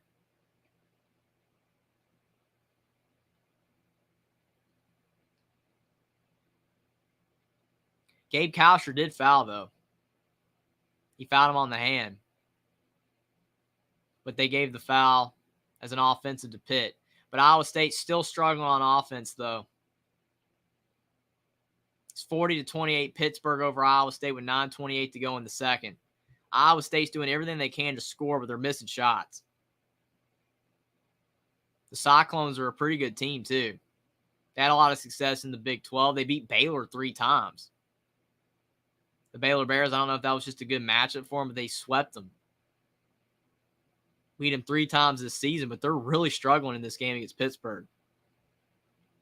I mean, I would say Pittsburgh has more physicality. Maybe that's the reason why Iowa State's struggling. With the Big 12, most of their teams are physical, so that shouldn't be an issue. Jeff says, howdy, I'm here finally. Wild day, awesome games. Thanks for being here, Jeff. We got some good games going on right now. All the lower seeds are currently winning, except Creighton has retaken the lead against NC State, but the other two, Pitt's beating Iowa State. Iona's beating UConn. But Iowa State hits a free throw, so it's 40-29. Pittsburgh with 9:28 to go in the second half. Iowa State struggling to score. Iowa State now has 30 points in a little over 30 minutes of action. And Pittsburgh only has 40. Usually 40 points isn't enough at this juncture of the game. Usually you have to be in the 50s or 60s, but Pittsburgh's benefiting from a very poor day of offense from Iowa State.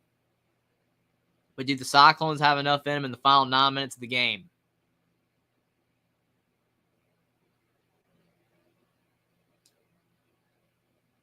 Pittsburgh trying to get the ball across half court, and they didn't get it off in time. 10-second violation on Pittsburgh.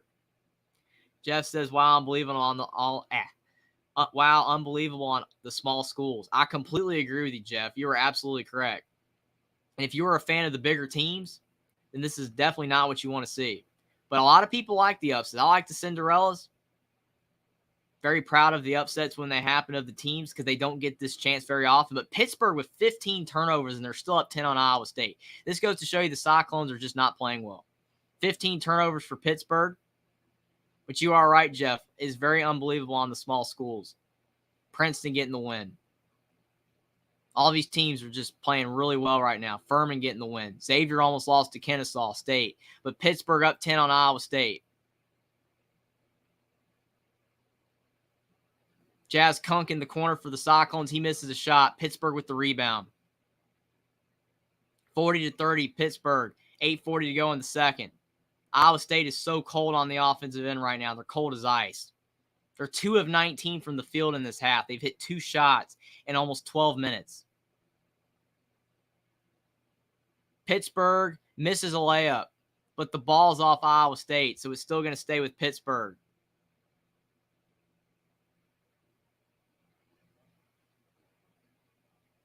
If you like offense, this is not the game for you between Pittsburgh and Iowa State. Both teams are really struggling. And Iowa State does not have Caleb Grill either. They cut him from the team. That might be part of the issue. They're definitely struggling on the offensive end. Maybe they could have used him in this game, but they cut him from the team. But sometimes you got to do what you got to do. Creighton's up 51-46 over NC State, 9 to go. And Creighton just hit a tough floater, 53-46. Thanks for being here, everybody. Like the stream down below. Subscribe to the channel if you guys are new. But that game between Pittsburgh and Iowa State is a bleh game of offense. It is bleh. It's just terrible. But this game between Creighton and NC State definitely has some more offense going on in the second half. But Creighton just fouled NC State. But the Wolfpack, they are a good team on the offensive end, but they're definitely having some struggles. Trying to find some scoring options outside of Terquavian Smith. He's having a big game. He has around 20 points. But I do think some of their other offensive players are really struggling. DJ Burns has 4 fouls. His foul trouble's an issue. But it has been a high-level game, though, especially for Creighton in the second half. They've gotten the ball to Ryan Kalkbrenner, but they're sitting him right now. But NC State, where's the offense going to come from? Terquavian Smith has the ball at the top of the key. He's probing. Almost turns it over, but NC State keeps it. Jarkel Joyner driving from the wing. And he misses it too, but they do call a foul on Creighton. The fouls are starting to ratchet up on the Blue Jays, even though they are usually a team that does not foul a lot. But 53-46. Creighton. 8:35 to go in the second. It's been a pretty good game. And Jarkel Joyner misses the first free throw. NC State is struggling from the free throw line this game. Terquavian Smith missed a couple. They could have definitely used these free throws. and he hits the second. So it is still a two-possession game. 53-47, 8:35 to go in the second, and NC State has cut it to 6. Ron Nimhart with the basketball for Creighton, trying to find some offense.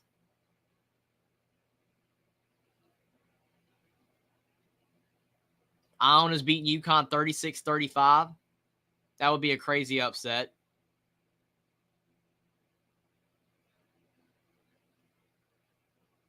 But they call a foul on NC State. I think the Wolfpack thought they had a tie up, and it definitely could have been. But they did call a reach-in foul on the Wolfpack. So Trey Alexander will be going to the line because NC State is in the bonus.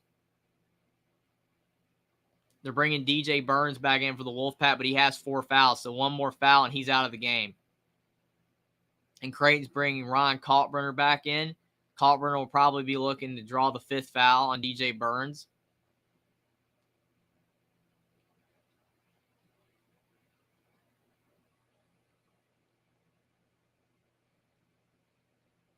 But 53-47 Creighton, 8:12 to go in the second. Trey Alexander with a 1-and-1, and he makes the free throw. Jeff says Michael Jordan always said you have to hit your free throws. For sure, if you especially want to win a game like this, you're playing against a really good team, NC State, you have a chance to beat Creighton, one of the better teams in the Big East, move to the round of 32. They missed a few free throws. Got to pass the ball as well. And the second free throw for Trey Alexander rims in and out. Creighton with a 7-point lead, 8 minutes to go. Jarkel Joyner dribbling the ball at the top of the key. He's had a rough game. He's had some good moments, but he struggled. Another out-of-control layup for him, and he misses. Creighton with the basketball, moving the ball down the floor.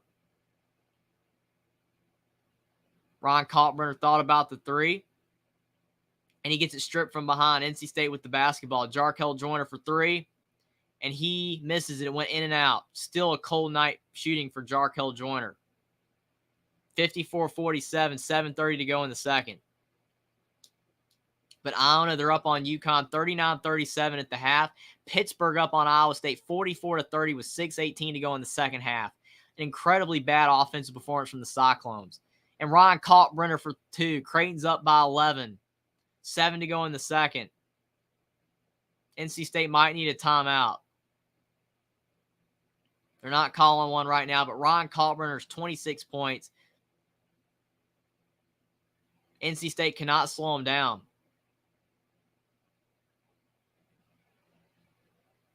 Creighton passing the ball really well.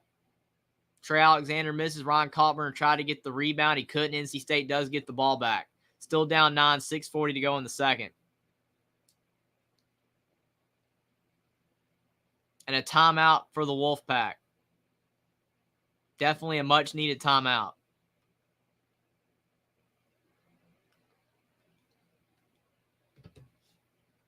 Jeff says, wow, Creighton really wants it. I completely agree. They're playing good basketball right now. NC State's trying, but just not enough offense. Dave Valensky says, this Pittsburgh-Iowa State game reminds me when I took a Greyhound bus to visit my friends in Madison during the tournament. Wisconsin was playing Southwest Missouri State. Well, I'm sure there probably was not a lot of offense in that one. I mean, Iowa State's a good team. I mean, I know a lot of people question why they were seeded as high as they were because they have so many losses, but it is the Big 12. But some people say that going through the Big 12 grind makes it tough at this time of year because you've been through so much throughout the season, whereas Pittsburgh played in the easier ACC. I mean, I don't know if that has anything to do with it, but Iowa State is having a bad game. This is actually a really bad performance. To have only 6 minutes left in a basketball game, you're the 6th seed and you have 30 points. Iowa State's only hit 1 3, and they've only hit 2 field goals in the second half. Dave Valensky says, the bus driver would always cheer every time Wisconsin scored. I fell asleep for 30 minutes. Woke up to another basket from Wisconsin. Wisconsin lost that game 53-32. That's bad. But yeah, Iowa State, the way they're scoring right now, they can only have 32. You would think they'll score more points, but I don't know. If Pittsburgh, as long as they just slow this game down and Iowa State keeps missing shots, Pittsburgh should win this game. Iowa State's 2 of 23 from the field in the second half. Pitt missed, but they call a foul on Iowa State. So Pittsburgh's going to have some free throws. This is not a good performance from Iowa State at all. Jeff Capel's probably just glad that his team's winning with only 44 points right now. Because in most games, you're not winning with 44 points with 5 minutes left in the game. But when the other team's playing as bad as the Cyclones are playing right now, then there you go. But, I mean, this is a really bad look. I mean, I think that Iowa State is a good team, and they've had a good season, but something's not right because you lose Caleb Grill, you dismiss him off the team, and now you're just playing this poor of a game. I don't know if something's going on right now, but it's really interesting. You never want to make excuses, but this is just a bad performance. And again, Pittsburgh is a solid team, and they have some good players on the defensive side of the ball, but still it kind of becomes a point where eventually you just got to say it's bad offense. Sometimes the defense is a key part of the game, plays a big role. But sometimes bad offense trumps good defense. As Jeff says, I don't think Iowa State's ever played this bad. Not this year. Definitely not this year.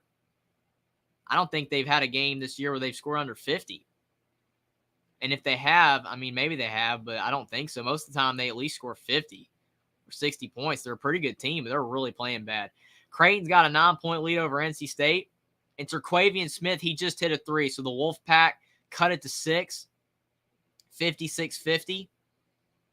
Maybe that can get the Wolfpack going. There's 6 to go in the game.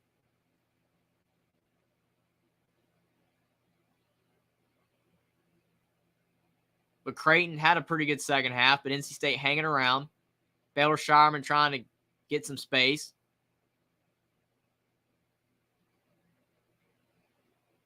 Baylor Shireman on Casey Morcell. He takes a tough 2, and he misses.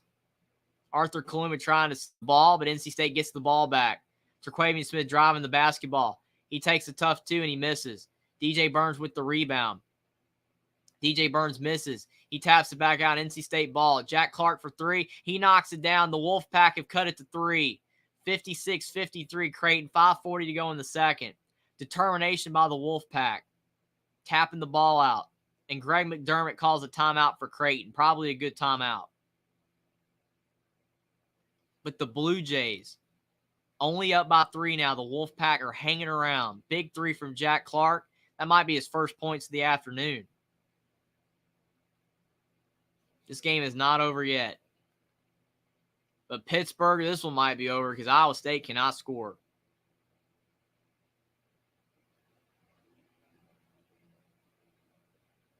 The Cyclones having one of the worst performances on offense in the NCAA tournament in a while.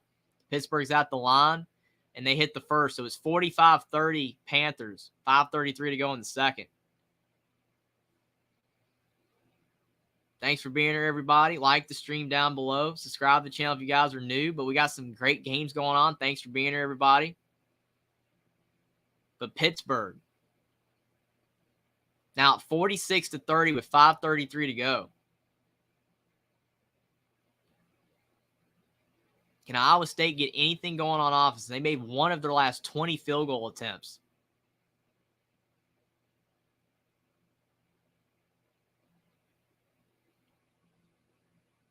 In Iowa State, they call a foul on the floor. So no shot.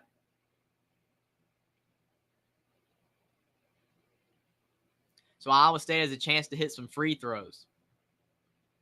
Maybe that can somehow spark their offense a little bit. It really stinks for the Cyclones because, again, they had a good team this year, but they're just really struggling. It's just a bad time to have a bad game. Because, unfortunately, in college basketball, it's single elimination. You play one bad game, and it's it. But it's a 1-1 for Iowa State. 5:14 to go in the second.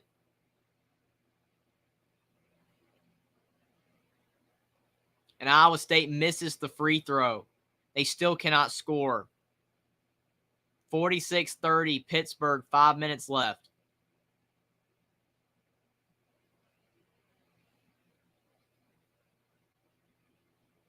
Gabe Kalsher is 12 points for Iowa State. He's the leading scorer. Nelly Cummings is 10 points for Pittsburgh. But Pittsburgh's getting more balanced scoring from their other players. Nelly Cummings kicks it in the corner. And Pittsburgh for 3 and 1, 49-30. Chance for a 4-point play. Iowa State just cannot do anything right now on the offensive or the defensive end. Pittsburgh with a big 3 and a foul. He did get him on the arm.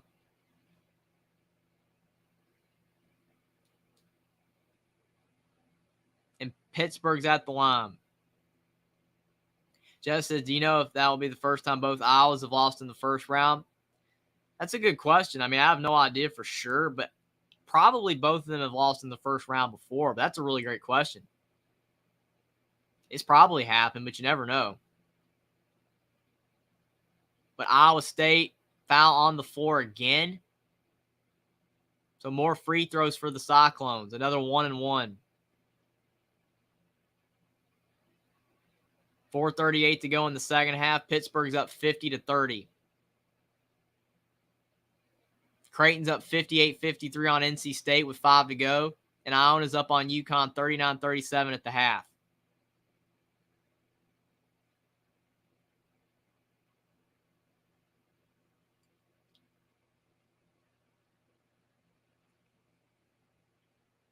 Iowa State hits the free throw. They score a point, 50-31. The Cyclones hit a free throw. It's their first points in over 4 minutes. Big shot for Iowa State.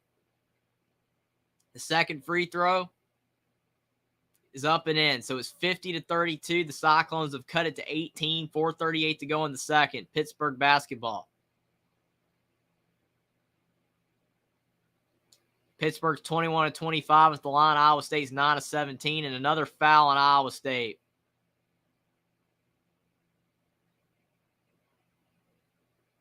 Iowa State is fouling a lot.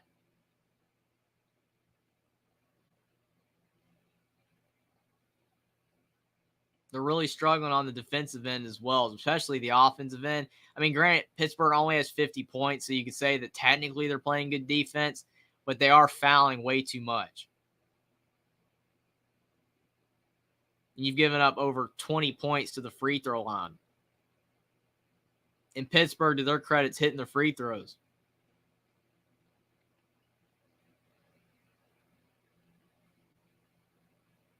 But Pittsburgh up by 19 on Iowa State. Now they're up by 20, 52-32. 4:30 to go in the second. Iowa State with only 32 points and almost 36 minutes of action. That is tough. That is some bad offense. And they call another foul in Pittsburgh, so Iowa State will have more free throws. The rest are just calling a lot of fouls in this one. It's bogging the game down. So 2 shots for the Cyclones.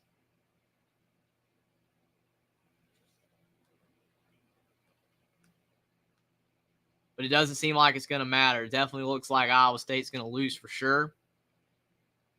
But Creighton is 62-57. Creighton with 2:51 left in the second. Ron Kalkbrenner, he's a little banged up. That's not good news for Creighton at all. He got a little banged up on that play, but Creighton's up 5 with 2:51 to go. So that game at least has more offense for sure.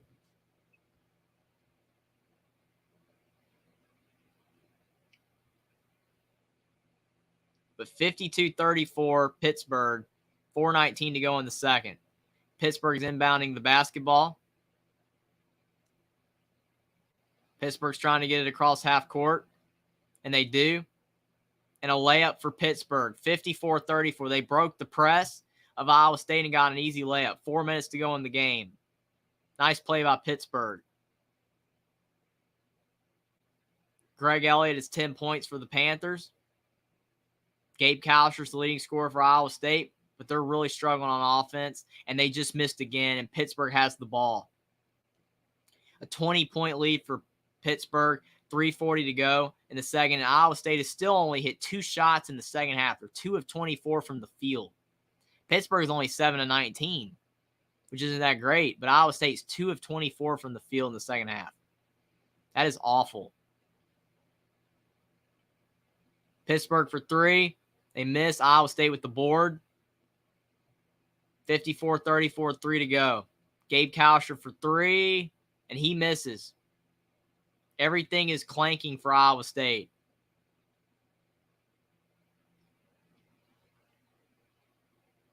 Timeout, Pittsburgh. Iowa State is 1 of 19 from 3.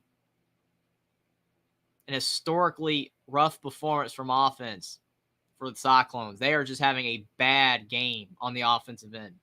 They're struggling to make shots. They're fouling too much on the defensive end. And they look like they're going to be going home. Pittsburgh's going to be moving on. Dave Valensky says, my 8th grade in-house basketball team could score more points. Probably. I mean, we could probably get some of you guys in chat. Me, Jackson. A few other people, and we probably score more points. I mean, we're not professionals by no means, but maybe we can knock a shot down or two more than Iowa State. I mean, 2 shots made in the second half. 2 field goals. And Iowa State beat Baylor 3 times this year. Baylor, a team that's really good. It just goes to show that sometimes you have a bad game, but man, that is awful. Creighton up 62-57 on NC State, 2:51 to go in the second. They're showing Ron Kalkbrenner. He got a little banged up. Terquavian Smith was driving the basketball. And Ron Kalkbrenner, he rolled his ankle a little bit, but he should be okay. But it's always tough when you roll your ankle. But NC State will be at the free throw line. Jarkel Joyner has 11 points. Terquavian Smith is 28, and the rest of the team only has 18 points. It's not enough for NC State, but Jarkel Joyner is only 4 of 16 from the field. If Jarkel Joyner was having a big game, just like Terquavian Smith, then NC State could be winning right now. But definitely struggling on the offensive end. But Terquavian Smith trying to carry the load. He hits 2 free throws, and the Wolfpack have cut it to 3. So it's 62-59 Creighton. 2:50 to go in the second. Terquavian Smith with 30 points. He has over half of his team's points. Ron Nimhart with the ball for Creighton. 2:30 to go in the second. Kicks it to Baylor Shireman. Ron Kalkbrenner with a messed up ankle. Almost turns it over. He does turn it over, but they say it's out of bounds. NC State almost had the ball. That would have been a huge turnover. But they did say Casey Morsell stepped out of bounds.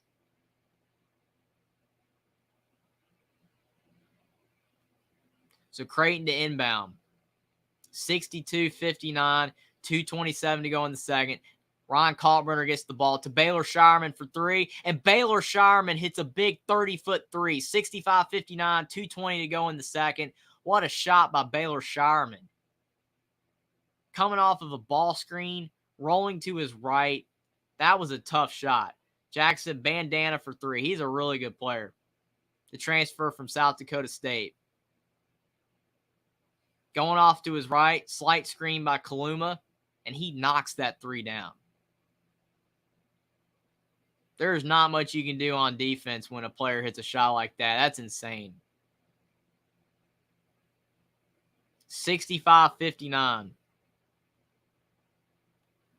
Creighton with a 6-point lead with 2:08 to go. But Terquavian Smith, he's going to the line yet again for the Wolfpack. And he hits the free throw. So 65-60, 2:08 to go in the second.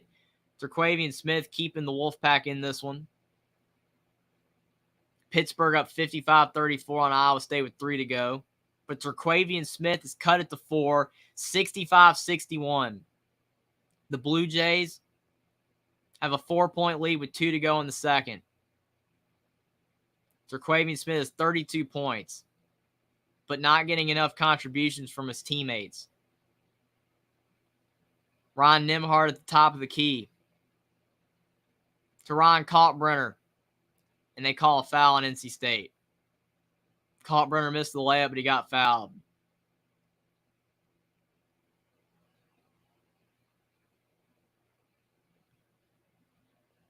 .148 left in the second. 65-61. Kalkbrenner, a pretty good free throw shooter. Jackson said, oh, man, a foul in the Wolfpack. You got to be kidding me. Well, Kalkbrenner, he hit the first 66-61. He's had a really good game for Creighton.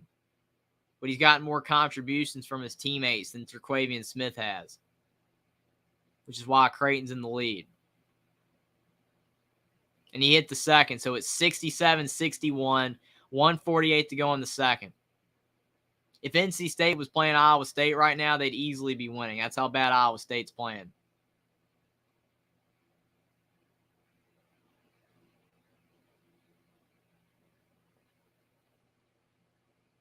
But it's 56-37 Pitt over Iowa State with 2:12 to go. Creighton's got a 67-61 lead over NC State with 1:47 to go. And Iona's still up 39-37 on UConn at the half. I'm sure that game's about to start the second half. The game's going down to the wire. NC State has to hit a big shot here. Does Terquavian Smith have any more left in the tank? Terquavian Smith got blocked. Creighton with the rebound. He just has to do so much on his own because his teammates are not playing well. Crazy. 67-61, Creighton, 1:20 to go. Ron Nimhard, definitely a good guard to have the ball in his hands late in the game. Making a move on Casey Morsell. Kicks it to Baylor Shireman in the corner. And Baylor Shireman for three. That might do it. 70-61. They might say his foot's on the line, so they have it at 69 right now.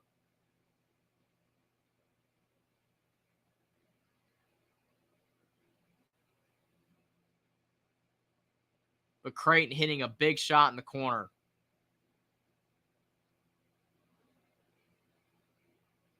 NC State fans are really upset right now. Their team had a really good season, but it's not looking good. Jackson said, well, it's over for NC State, but congrats to Creighton. I mean, you never know. Anything's possible, but it's definitely looking like Creighton's going to win. Big game for the Blue Jays, especially Ron Kalkbrenner. Like the stream down below. Subscribe to the channel if you guys are new. Thanks for being here, everybody. Got some big games going on right now. Looks like Creighton might hold on. Looks like Pittsburgh's going to beat Iowa State. But Iona and UConn, that game might go down to the wire. Rick Pitino's got his team playing really well. Up by 2 over UConn at the half.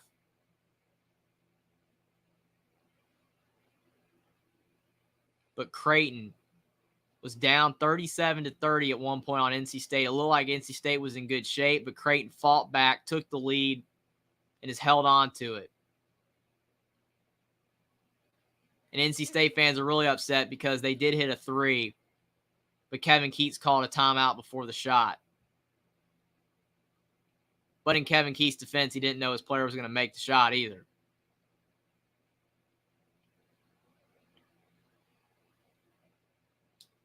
But Creighton has the basketball. NC State trying to find a way to get a turnover, and they call a foul. So Creighton will be shooting free throws. 69-61, 53 seconds left. Edward said, he does not like NC State being a Clemson fan. It does look like NC State's going to go down. Terquavian Smith had a big game, but the rest of his teammates just did not support him. Ron Nimhard hits the first, 70-61. If he hits this second one, they'll have a 4-possession lead. Probably too much to overcome. 71-61. Jeff says, yep, it's over for NC State. Good game by the Blue Jays. Even though Kalkbrenner led the way, they still had a pretty balanced attack. Jarkel Joyner for NC State. He hit a tough layup, but it might be too little too late. He's got 13 points. But Terquavian Smith is 32 points. And the rest of the team only has combined for like 20 points, which is not enough. It's not enough production from the other players.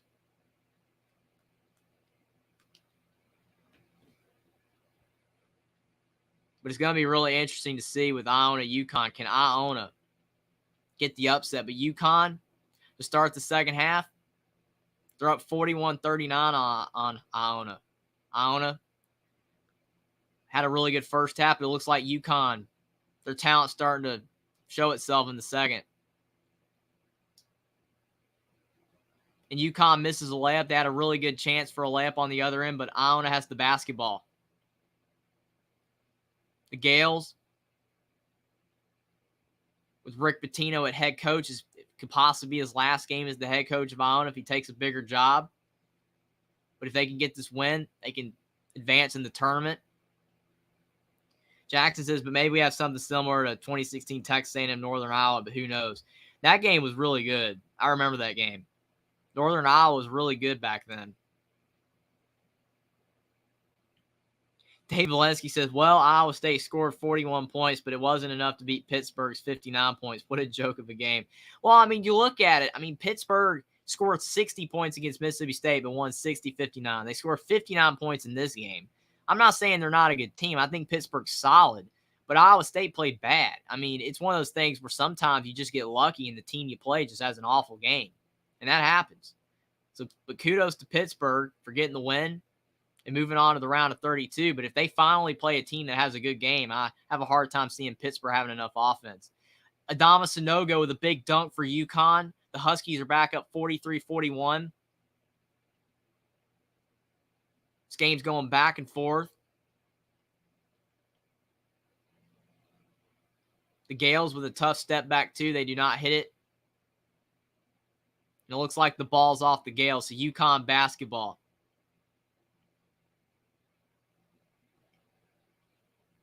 Thank you to all the viewers. Like the stream down below. Subscribe to the channel if you guys are new. Thanks for being here, guys. We got some high-level basketball action going on. It looks like Creighton is going to survive over the Wolfpack. They're up 72-63 with 30 seconds left.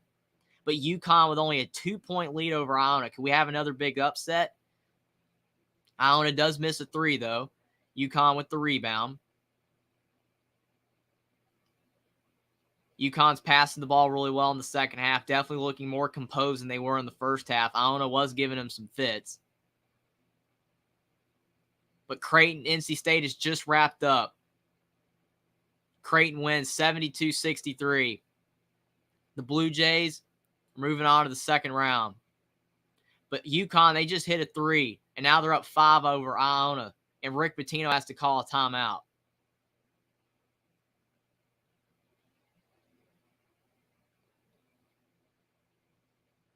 The Gales might be letting it slip away a little bit. But UConn, they are a really talented team. And you had a feeling that the talent was eventually going to show up to play. But I do think that overall, Iona, if they can stay composed, find a way to stay in this game, I think there's a chance that the Gales could get this win. But it is looking like UConn might be starting to gain some momentum. If UConn gets ahead by more than 8 to 10 points, then they should win. But Iona has stayed close with UConn this whole way. But you can definitely tell Rick Pitino calling timeout, trying to keep his team in the game. Very smart decision by Rick Pitino. He's a smart coach. He knows right when the tide's turning. He knows when he has to call timeout. But there's been some crazy basketball games. I just cannot believe Iowa State only scored 41 points. That's insane. I mean, that's just a bad performance.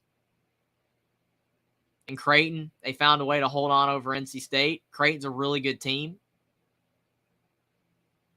But this game right here between UConn and Iona, the only game on right now before the later games. I would live stream tonight, but I got some stuff to do tonight. Very busy. I can't wait to watch the games later. But thank you guys so much for being here for this live stream earlier and this stream. Subscribe to the channel if you guys are new. Like the stream down below. But you guys are amazing. You guys are the reason these streams are so awesome. But we got one more game to wrap up here on this stream with UConn and Iona. We'll see if UConn can hold on over the Gales. There's been already some great madness in March. You had Princeton beating Arizona. Furman beating Vermont.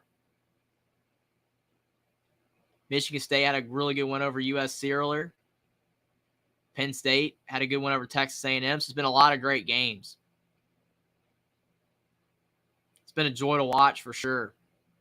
But UConn trying to find a way to hold on over Iona. But I think you look at the Creighton-NC State game, that game definitely shows you that it's hard for a team to win with only one player. I think Terquavian Smith, he is a stud. He's a fantastic player. I think he's going to be a first-round draft pick, and he could have a really great NBA future. But you look at the rest of his team. His partner in crime just could not get anything going in Jarkel Joyner. He's a really solid player, but he did not play well. And you look at some of the other players on the team, Jack Clark did not have a good game. DJ Burns did not have a good game. And Creighton, Ryan Kalkbrenner had a huge game. And then some of the other players like Baylor Shireman hit some big threes. Ryan Nimhard ran the point really well. I think if you look at all of that, it just goes to show you need a team effort to win. That's why a lot of people think Indiana could get upset by Kent State later, because Trace Jackson Davis, he's a great player. Jalen Hood-Schifino been inconsistent, but he's a great player, but the rest of the team struggles. You need a team effort to win. You definitely need a team effort to win, especially in March. But Iona to inbound the basketball. They're down 5 on UConn. They miss a 2. But the Huskies starting to pull away a little bit. Devin69 says, go Iona. Thanks for being here. But the Gales, they are struggling right now. The Huskies are on an 11-2 run in the last 3 minutes of this game. Definitely starting to pull away a bit. UConn is a really talented team. Iona just fouled UConn, but the Huskies were really good at the beginning of the season. They were 14-0. They look like one of the best teams in college basketball. People were picking them as a team that could win it all, but then they just completely fell apart in the middle of Big East play. But then they started to turn things around late in the season. Always good to build momentum going into March. And UConn did that, but they're looking pretty good and starts the second half. UConn up 46-41, 17-20 to go in the second. Tristan Newton passing it to Adama Sanogo on the block. He's a really good center. Very underrated in college basketball. And Sanogo for 2. 48-41 UConn. The lead is now grown to 7. Iona needs a bucket badly to stay in this game. Sanogo's up to 10 points. He's playing really well.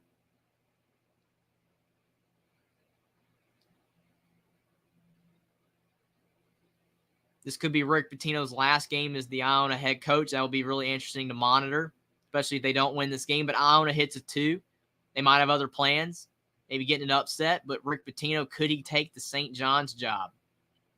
Could he take the Georgetown job? It will be interesting to see what Rick Pitino does. A lot of people think he should stay at Iona as that job security. But Adama Sanogo fouled on the block down low. Iona's having a really tough time stopping Sanogo in the second half. He's just so large.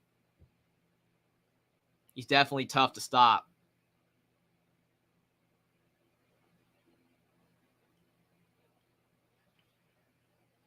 He's got 10 points and 6 rebounds in this game, 5 of 8 from the field, and he has a couple free throws.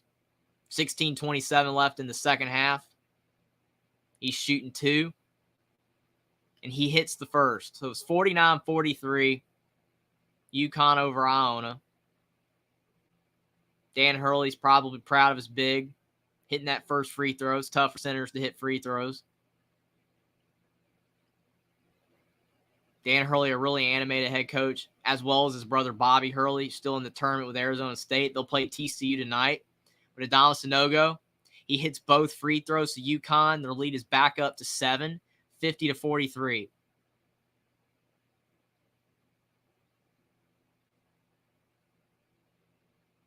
Iona is a pretty quick team, have a lot of fast players.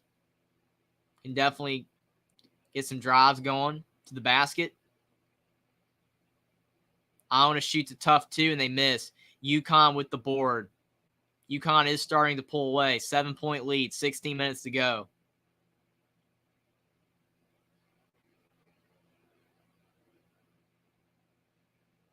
UConn thought about a 3.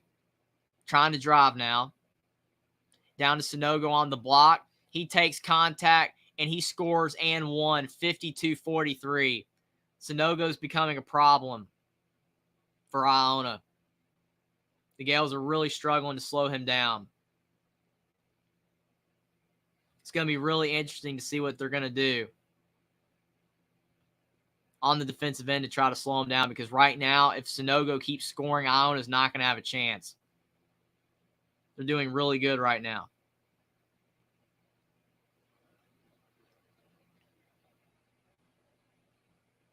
But a lot of great games earlier. Another underrated result, St. Mary's beating VCU. Some people thought VCU could get that win because of the fact VCU was a team that finished the season in the A-10 really strong. And St. Mary's got blown out to Gonzaga, but St. Mary's got the win, big win for Randy Bennett's team. But Creighton just getting a big win over NC State. Pittsburgh getting a win in a slugfest against Iowa State. Not a lot of offense from the Cyclones. A really bad performance, only scoring 41 points. But right now, UConn with a 9-point lead over Iona, 52-43.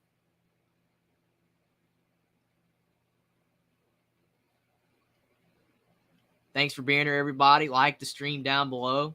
Subscribe to the channel if you guys are new. But thanks so much, everybody, for hanging out here watching the stream, watching these games. March Madness is awesome. So much fun, for sure. If you're a basketball fan, there's nothing that beats March Madness. There's definitely been some madness. Almost had another upset today with Xavier barely beating Kennesaw State. Kennesaw State had a chance to win at the end, but they fell short. Xavier pulled it out. That was a great game.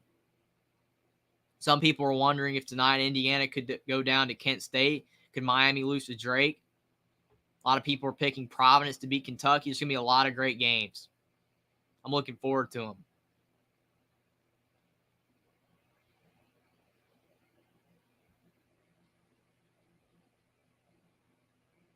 But in this game right here, it's going to be really interesting to see if Iona can find a way to get back in this game. They were playing really good basketball. They led for the majority of that first half. They actually led at half against UConn. They were up 39-37. But in this second half, the Huskies have just completely taken control. Definitely showing the type team that they can be when they're playing at a high level. And Rick Pitino's doing everything he possibly can to keep his team in the game. But it's just not working right now. Thanks for being here, Richard. He says go UConn. And for sure, UConn's starting to pull away. So it's definitely looking good for the Huskies. UConn's a really good team. All season long, people were going up and down on them. I stayed steady on UConn. I thought they would turn it around when they were really struggling. Even though their level of play in the middle of the Big East Conference was definitely concerning. They were really struggling. But Dan Hurley is a good head coach. I thought he would get it figured out, and he definitely turned around. He definitely turned around UConn. They got big wins over Creighton. They were starting to play better. Almost beat Marquette in the Big East tournament, but fell short. But UConn down the stretch of this season was playing some of the best basketball of anybody in the country. They were not able to win the Big East because Marquette was playing so well. But UConn is a good team. So Sunogo missed the free throw, so it's still a 9-point game. Iona only down in single digits still, but you can't let it go down to double digits. If Iona starts being down by 10, 12, 14 points, they might not be able to come back. But Iona just turned the basketball over the refs. They call it off of the Gales. UConn basketball. Iona's starting to look rattled a little bit. Rick Pitino's looking really concerned. 15 minutes to go in the game. Iona down 9. UConn with the basketball. Alex Caravan misses a 3. Sunogo with the rebound. Sunogo's backing down on the block. He takes a shot and he makes it. He's got almost all of UConn's points on this big run that they're having. 54-43, 16 points for Sunogo. Largest lead for UConn today. Iona needs points, and they need points quick. Iona drives in, misses a shot, but they get the tap back. 54-45, big shot for Iona. Still only down 9, 14:30 to go in the second half, but they need stops. And they just called a foul on Iona. That is not how to come back. You got to get stops. Cannot foul. Play straight up defense. Rick Pitino's not happy with that call, but he did reach in.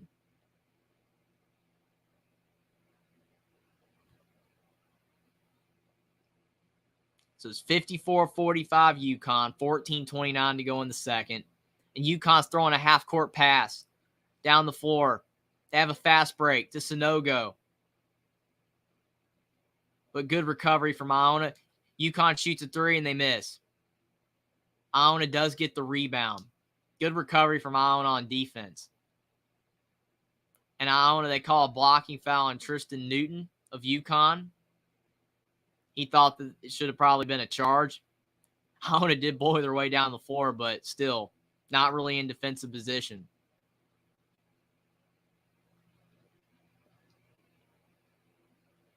Dan Hurley out there very emotional on the floor. He's a fantastic head coach.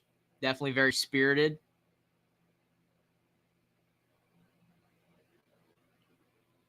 But 54-45 UConn, 14 minutes to go in the second. Thanks everyone for being here. Like the stream down below. Subscribe to the channel if you guys are new. Share the stream on social media as well. But thanks for being here, everybody. We got a big game here. UConn just got the rebound from Iona. The Gales missed yet another three. And UConn scores again, 56-45. Iona's really falling apart. UConn's just scoring bucket after bucket. They do call a foul on UConn, so Iona will have some free throws. They called it on the floor. No shot. They called it on the floor.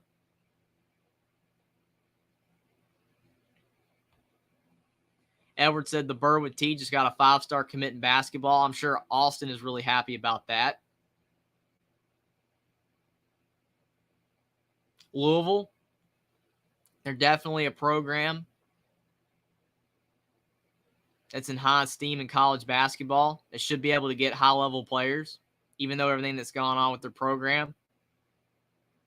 I think they definitely can return to being a good program again like Indiana has recently. Iona for three, 56-48.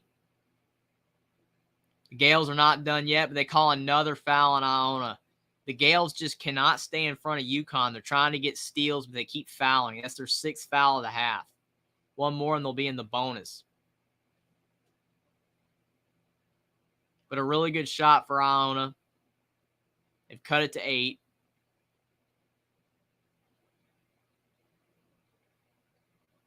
.13 to go in the second. Clayton's got 3 fouls for Iona. Donovan Kleeman back in the game for UConn. They've taken out Sonogo. Tristan Newton's driving in, and he scores 58-48. What a drive for UConn. 12:50 to go in the second. Iona trying to drive in, and they call another foul, this time on UConn on the shot. So there will be free throws for Iona to try to cut this lead back down to 8. But a really good drive by Tristan Newton, getting in the paint for UConn, getting the layup through contact. Could have been an and-1. But a really, really good layup. Walter Clayton's at the line. He has 13 points for Iona, and he hits the first. So now it's down to a 9-point game, 58-49, 12:51 to go in the second.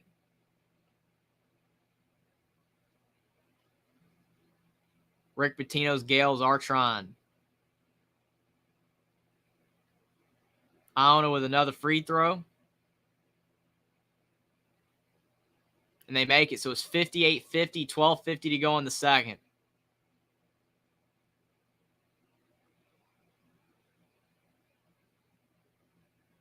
UConn trying to inbound the basketball. They do. 12:50 to go. Iona was doing some full court pressure, trying to make it tough for them to get the ball inbounds.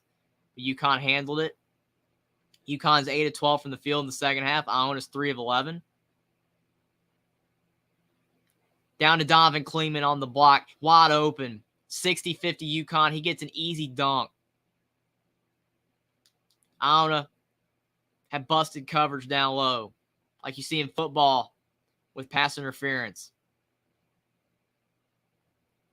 A push-off kind of play where you have a wide open pass and they sometimes don't call it and he's wide open, or sometimes the receiver just stops on the route and you get an easy pick. That's exactly what it was. You just saw Iona completely lose their man. They didn't switch over, no rotation, and Donovan Kleeman got an easy dunk. He's 7'2", and that was probably the easiest dunk you'll ever see in college basketball. There was no Iona player within probably 10 yards of him. Definitely a wide open dunk, but this game's starting to get blown open. It's 60-50 UConn. Kleeman's got 10 points and 8 rebounds. Iona's going to have to do a better job on the defensive end if they want to stay in this game, because they either keep fouling or they're giving up easy points. Iona for 3 in the corner. They miss. UConn with the rebound. Donovan Kleeman with a 7-2 frame getting the easy board. UConn's pushing it down the floor.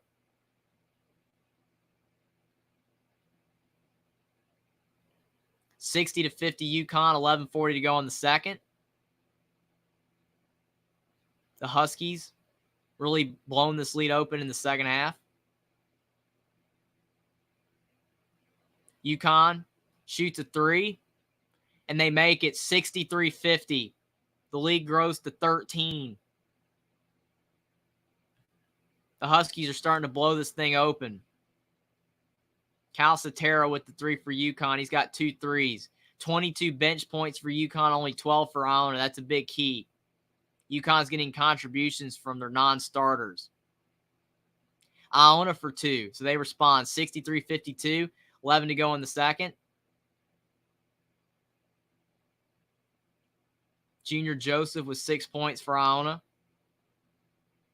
The Gales trying to hang around, but UConn is definitely starting to extend this lead.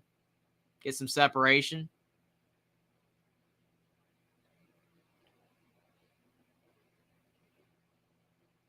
Naheem Aline for UConn, the Virginia Tech transfer. He misses a long 2. Iona with the basketball again, with a chance to cut this back to single digits. Iona kicks it out, trying to drive. And Iona gets blocked by Klingman. What a block. He's so tall, he blocked the shorter Iona player. UConn misses an easy layup. Iona with the rebound. Klingman's got his 5th double-double of the season. He's got 10 points and 10 rebounds. Iona drives in, misses, but they do call a foul on UConn. 63-52, 10 minutes to go in the game. At the TV timeout, the under-12 timeout. UConn's looking really good right now, but Iona's trying to stay in this game. If anybody can bring Iona back, it's Rick Pitino, but I don't even know if he can. It's going to be interesting. He's tried to call opportune timeouts at the right times. But still, UConn's just playing really good basketball in the second half.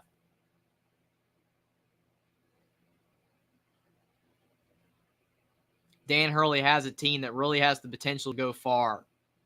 I don't know how far they're going to go in March Madness if they can get this win, but they're just playing really solid basketball at the right time this season. They're playing really good basketball in this game, especially in the second half after having some early struggles, and it will be interesting to see how good they do in this tournament. But I do see UConn as a team that if they can get by Iona, has the potential to go really far. But Iona not giving up, doing everything they can to stay in the game. It's been a pretty high-level game, especially if you compare it to Pittsburgh, Iowa State, where Pittsburgh won 59-41 over the Cyclones. This game's been much more high-level than that one. A lot more scoring, a lot more action. I mean, some people like defensive-minded games. I mean, those are fun to watch, especially in football as well. You see a lot of games that are low-scoring, and the defense is really good for both teams. Those are fun to watch. But I definitely think in the Pittsburgh-Iowa State game, it was more of bad offense, especially Iowa State. There was some good defense in that game. There was just a lot of plays where both teams were just really struggling from the field.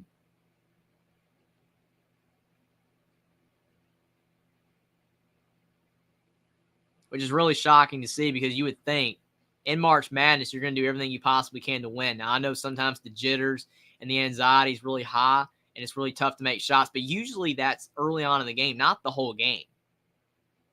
And you just saw with Iowa State, they never got in a rhythm. I know they lost Caleb Grill. He was cut off the team, and I don't know if that had anything to do with why they struggled. He got dismissed from the team. But still, you just look at Iowa State overall, they had some problems. They really struggled.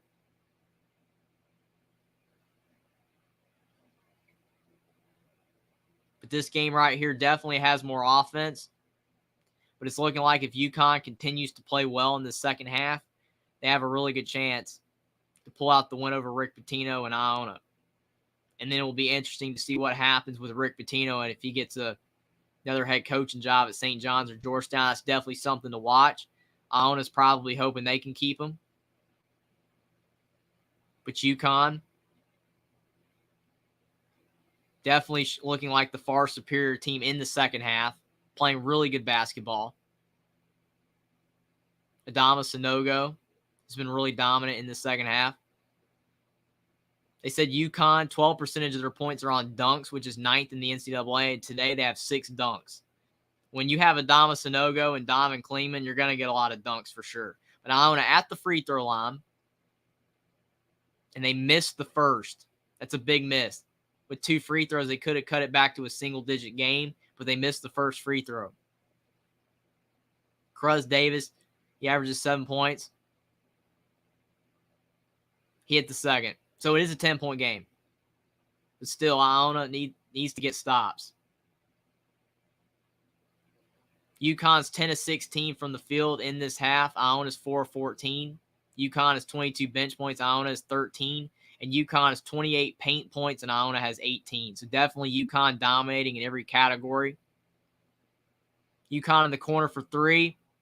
Almost banked in, but missed. And Iona with the rebound. The Gales with a chance to cut this thing back to single digits. Iona driving in. And they call a foul on UConn. I think on the floor, they didn't give him the bucket.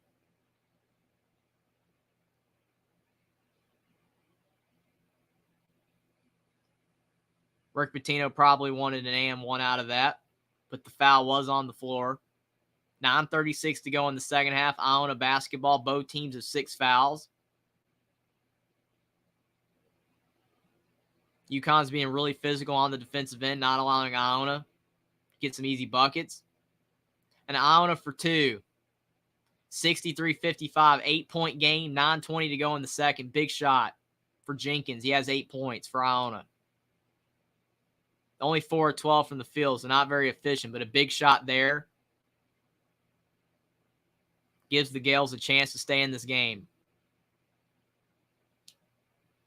UConn down to Sanogo, and he scores a 2. 65-55, 8:50 to go in the second. Big shot for UConn. Iona for 3, and they miss. UConn almost had the rebound, but they lost it out of bounds. So it will stay Iona basketball.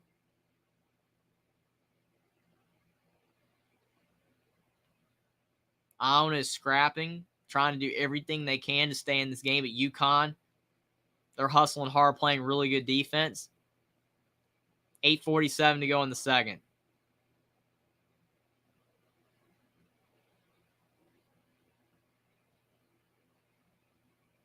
Iona to inbound.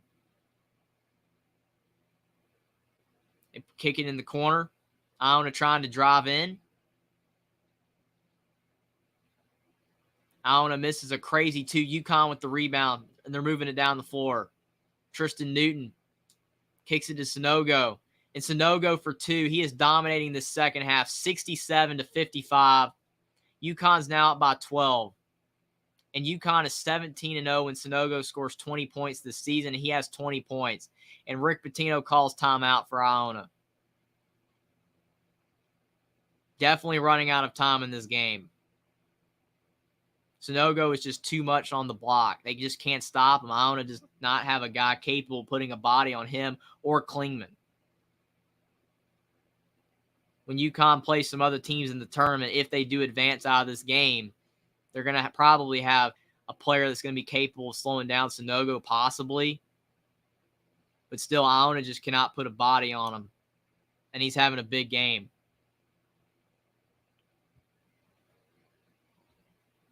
Rick Pitino knows this is probably his last chance. Calling this timeout to try to rally his team. Thanks, everyone, for watching this stream. Like the stream down below. Subscribe to the channel if you guys are new. But UConn with a 12-point lead over Iona. Rick Pitino having to call timeout to see if he can keep his team in the game. But definitely running out of time.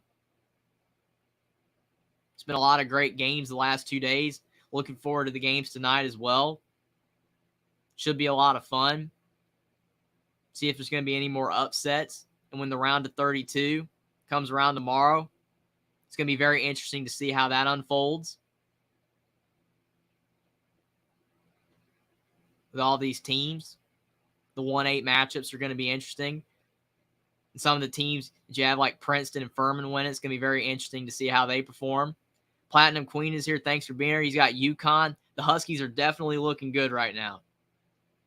They're more than likely, as long as they can continue to play really solid basketball, continue to hit their free throws, continue to get the ball to Sanogo on the block, not take bad shots, and play good defense, it's really looking good for UConn to win this game. I think overall, you look at Iona, they're a solid team, but I just don't think UConn's a great matchup for them because they just can't put a body on Klingman or Sanogo. I think if they had played a smaller team, a team that maybe their tallest player was only 6'8", 6'9", maybe they could have had a chance. But it's still not over yet. Maybe Iona can come back, but it's just very clear what's causing Iona problems. But Iona is a really solid team. It will be sad for the Gales if this is Rick Pitino's last game as their head coach because Iona has had a good run with him. But he might stay at Iona. He might spurn the Power 5 job, Power 6 job. Say, hey, I want to stay at a smaller school in my career, have a relatively easy job, and he might want to go back to St. John's. It will be interesting to find out for sure. But we will definitely find out soon enough.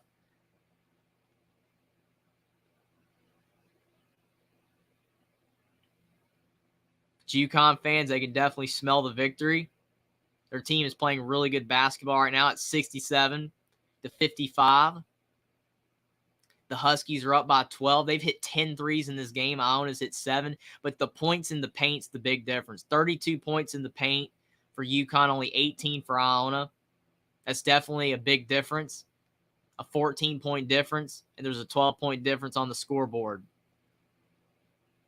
Iona's having a really tough time getting points in the paint with the centers of UConn being in the paint. It's forced Iona to take a lot of tough jump shots. But Iona swinging the ball around. They get the ball in the paint, trying to score on Sanogo, turn shoulder, and they score. Iona scores. 67-57, 7:50 to go in the second, a 10-point game. Nice shot for Iona. Sanogo bringing the ball up the floor. Naheem Aline driving in for UConn. And he gets fouled. Another foul on Iona. Naheem Aline's a really good player. Transfer from Virginia Tech. He's had a really solid college career. Manelli Jr. Joseph for Iona has 3 fouls. He only has 8 points, but Naheem Aline at the line.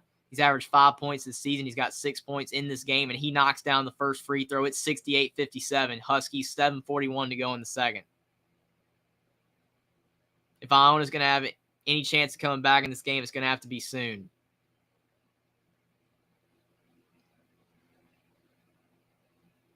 $7:40 to go in this game. Thank you for everyone watching the stream. Like the stream down below. Subscribe to the channel if you guys are new. Share the stream on social media. But thank you guys so much for being here. You guys have made this stream a fantastic one. We've got a great game on tap here. UConn's up by 12, 7:20 to go in the second. It's going to be some great games tonight. Unfortunately, I won't be able to live stream those. I'll be very busy tonight, but was able to do this game earlier with Michigan State. USC, that was a great game. Almost saw Xavier get upset. But NC State Creighton was a really good game. Creighton survived over the Wolfpack. Jaquavian Smith had 32 points for NC State, but it wasn't enough. But Creighton had a balanced attack, even though Ryan Cockburn had a lot of points. But in this game with UConn and Iona, 69-57, 7:20 to go, and Iona has a 1-1. Danish Jenkins for the Gales is 8 points and 4 assists, but he's only 4 of 12 from the field. Not very efficient, but he's at the line with a 1-1 opportunity. And he misses the front end of the 1-1. That's a big miss. UConn with the rebound. 7 minutes to go in the second.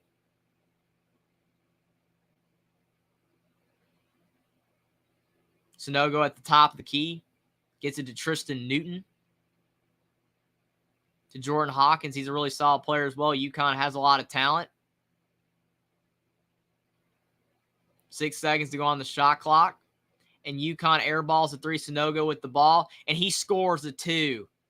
What an athletic play. What a talented player Adama Sanogo is. He got the ball with 1 second, turned around, and hit a mid-range shot. He's gotten a lot better at that this year. 71-57. Sanogo is 22 points, 6:30 to go in the second. Iona misses a layup. UConn's starting to run away with this one. They're up 14. Tristan Newton for 3. He misses, but UConn gets the offensive rebound. But they do call a foul on UConn, though. I guess they got him with a little bit of a push-off. Dan Hurley does not like that call at all. He's got his mouth open. Questioning the officials. I mean, you could definitely argue that there's not an offensive foul there, but still. But Iona's going to have the basketball with 6:25 to go in the second. And they have another 1-1 opportunity. They just missed their last chance at a 1-1. And Iona misses another 1-1. They're missing free throws. That's definitely an issue right now. They're missing front ends of 1-1s. Free throw attempts they could be having to cut this lead. Adama Sanogo with his 7th double-double this season. He's got 22 points, 10 rebounds. He's been really dominant in this game. UConn passing the ball really well. And UConn hits a 3, 74-57. The lead is ballooned to 17, 5:50 to go. Iona is definitely about out of time. They're down by a lot now. They do a floater, and they call another foul on UConn, but Iona is really struggling at the free throw line right now. You got to make your free throws. But a big shot for UConn. They're now up by 17.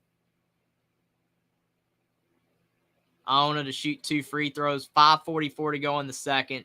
74-57. And they hit the first. So it's 74-58. Jenkins with the first free throw made. Richard says it's over. It's basically about over for sure. You're absolutely right, Richard. It's looking good for UConn.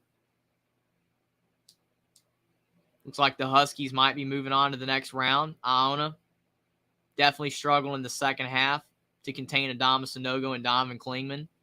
Rick Pitino's team really tried.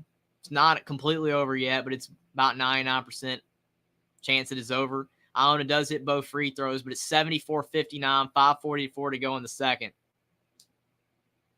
UConn has played really good in the second half of this game. Tristan Newton with the basketball. He's had a good game.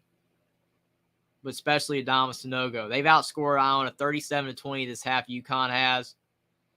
Hawkins for 3. And they call a foul on Iona. 5:23 to go in the second. There's been a lot of fouls in the second half. They said top-seeded teams are 18-5, 6-1 today. Xavier fights off Scare versus Kennesaw State. That was a really close game. They almost lost. And 5 seeds are 3-0 versus the 12 seeds. Only one 5-12 matchup left. Drake and Miami. Usually a 12 seed beats a 5 seed. At least one of them does. So it'll be interesting to see if Miami can win. They went to the Elite 8 last year. But it looks like UConn will hold on against Iona. They're up 75-59. And Jordan Hawkins, he's at the line for 3 free throws. He has 12 points, all in the second half. And it's 76-59. Make that 77-59 UConn. 5:20 to go in the second. Huskies up 18. Largest lead today for the Huskies. Dan Hurley is really happy on the sideline right now. Still locked in, though. Still too much time for comfort. And they call another foul on UConn. Iona will be going to the line again. It definitely makes Dan Hurley upset in a hurry. Calling a lot of fouls in the second half. If UConn just doesn't foul, unless Iona takes tough shots and maybe miss, they can really get out of this game easy. They're trying to play good defense. Jenkins at the line again. He hits the first for Iona. So it's 77-60, 5:11 to go in the second.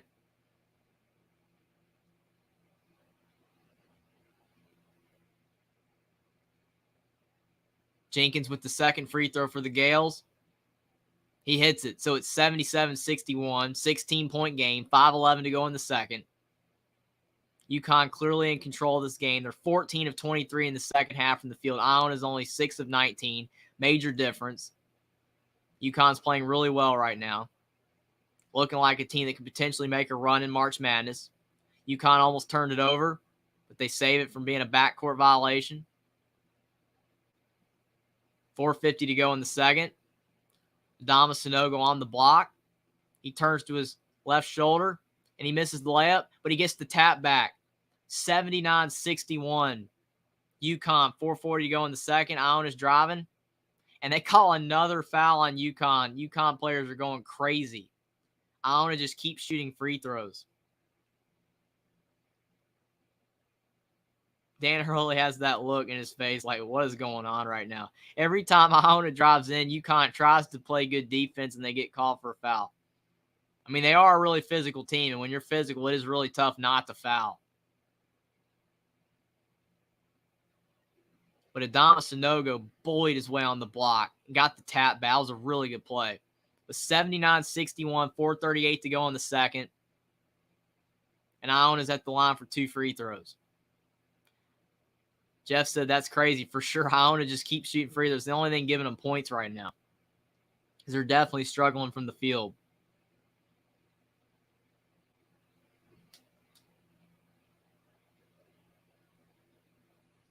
But Jenkins, he's had a rough day from the field, only hit 4 shots, but he's got 13 points, a lot of them from the line in the second half. He's got 4 assists as well. Jenkins knocks down the second free throw, so it's 79-63. Still a 16-point lead for UConn, 4:38 to go in the second. But UConn playing really good in the second half, but fouling a little too much. UConn just needs to run down the clock, get some good shots, and they'll should pull out this victory.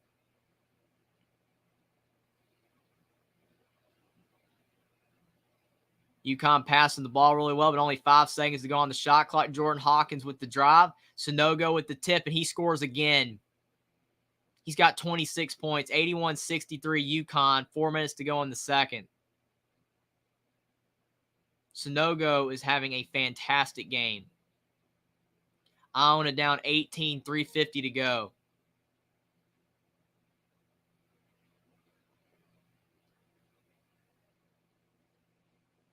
Can UConn defend without fouling on this possession? Iona's driving in. They take a shot. What a block by Sanogo. And no foul. Good defense by UConn. 81-63, 3:30 to go. It definitely looks like Iona is going to be eliminated. Rick Pitino could not get the win. UConn's playing great basketball in the second half. They handled business. Up 18 with 3:15 to go in the second. 5 to go on the shot clock. They're taking all the time on every possession. Really smart. And UConn, 1 second on the shot clock. And Sanogo for 3. He's doing it all. Adama Sanogo just hit a 3 from the top of the key. Looking like Roy Hibbert back when he played for Georgetown.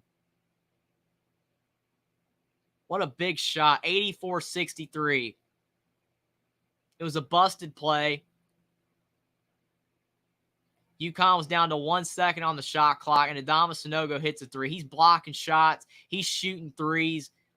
He's dunking the basketball. He's getting offensive putbacks. That is insane. Adama Sanogo is having a fantastic game.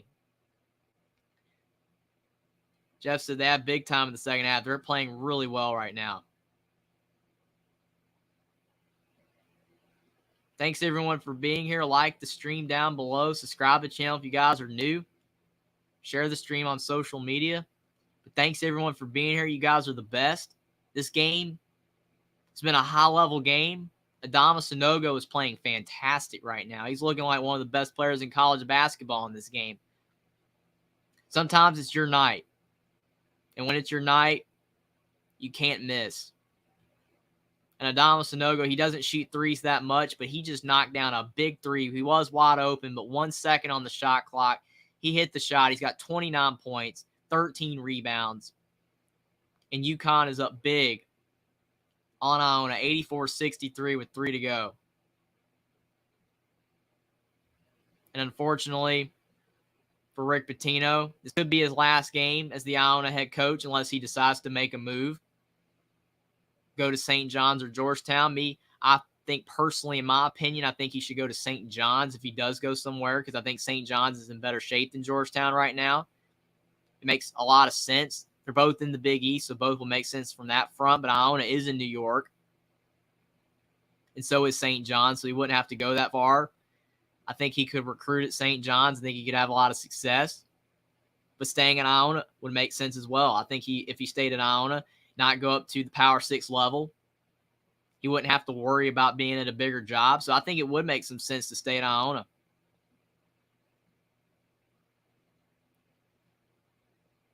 Iona loves him there. He doesn't have to win as much as he would at St. John's to have job security. He's going to make more money at St. John's, but Rick Pitino, he's made a lot of money throughout his career. Fantastic head basketball coach. So I'm kind of split on what he should do. I think staying in Iona makes a lot of sense, and I think going to St. John's could work as well. But this game, if it is his last game as the Iona head coach, a tough way to go out. Definitely a tough performance all around. They really tried in this game, but in the second half, they just really struggled. And UConn is playing like one of the best teams in college basketball right now, especially with Adama Sanogo. His performance itself is just so inspiring. UConn's definitely looking like the team they were at the beginning of the season. A lot of people are doubting UConn right now, but UConn definitely could be a team that could advance far in the tournament if they keep up this level of play. They have been fantastic today. They've handled Iona every time Iona makes a run in the second half. UConn just kept scoring, kept playing good basketball. And they have a big lead. They did take one of the points back, so must have been maybe a 2, so it's 83-63. A 20-point lead for UConn with 3 to go. Sanogo only had 6 points in the first half, but he's got 22 points in the second half. I guess they called that shot a 2. He might have had his foot on the line. But he is playing some fantastic basketball. Definitely looking like a player that should be in the NBA. I don't know if he's going to declare for the draft or where he is on draft boards, but he's had a great game. UConn has a lot of good players. I mean, they did a really good job in the transfer portal. Dan Hurley brought in some good talent in the offseason. The transfer portal really helps out teams. You have a deficiency, and you're a really good program, and you can show a recruit that you're doing some good things. You can really bring in a lot of players. I think that's going to help out a lot for a lot of teams this offseason that's going to lose a lot of talent to the NBA and maybe even lose some guys to the portal themselves. Bringing in guys from the transfer portal yourself could really help out. But right now, I think they're having some problems, technical difficulties with the goal. They're having to bring out a ladder. Check it out. But regardless, UConn is more likely going to win this game. They're having a fantastic game. I think it's been one of the most dominating performances of all of March Madness so far. I mean, you look at some of the other dominating performances, Alabama, the way they played with Brandon Miller not scoring a point was a big performance. Brandon Miller having potentially a UCL tear in his groin that could really limit his potential in March Madness, which is really tough for Alabama. But Alabama had a great game without him scoring a single point. Marquette played really well. But UConn, I think you could chalk that up there as one of the best performances in the first round of March Madness. They're having to fix the net on the rim. Definitely having some issues with the net.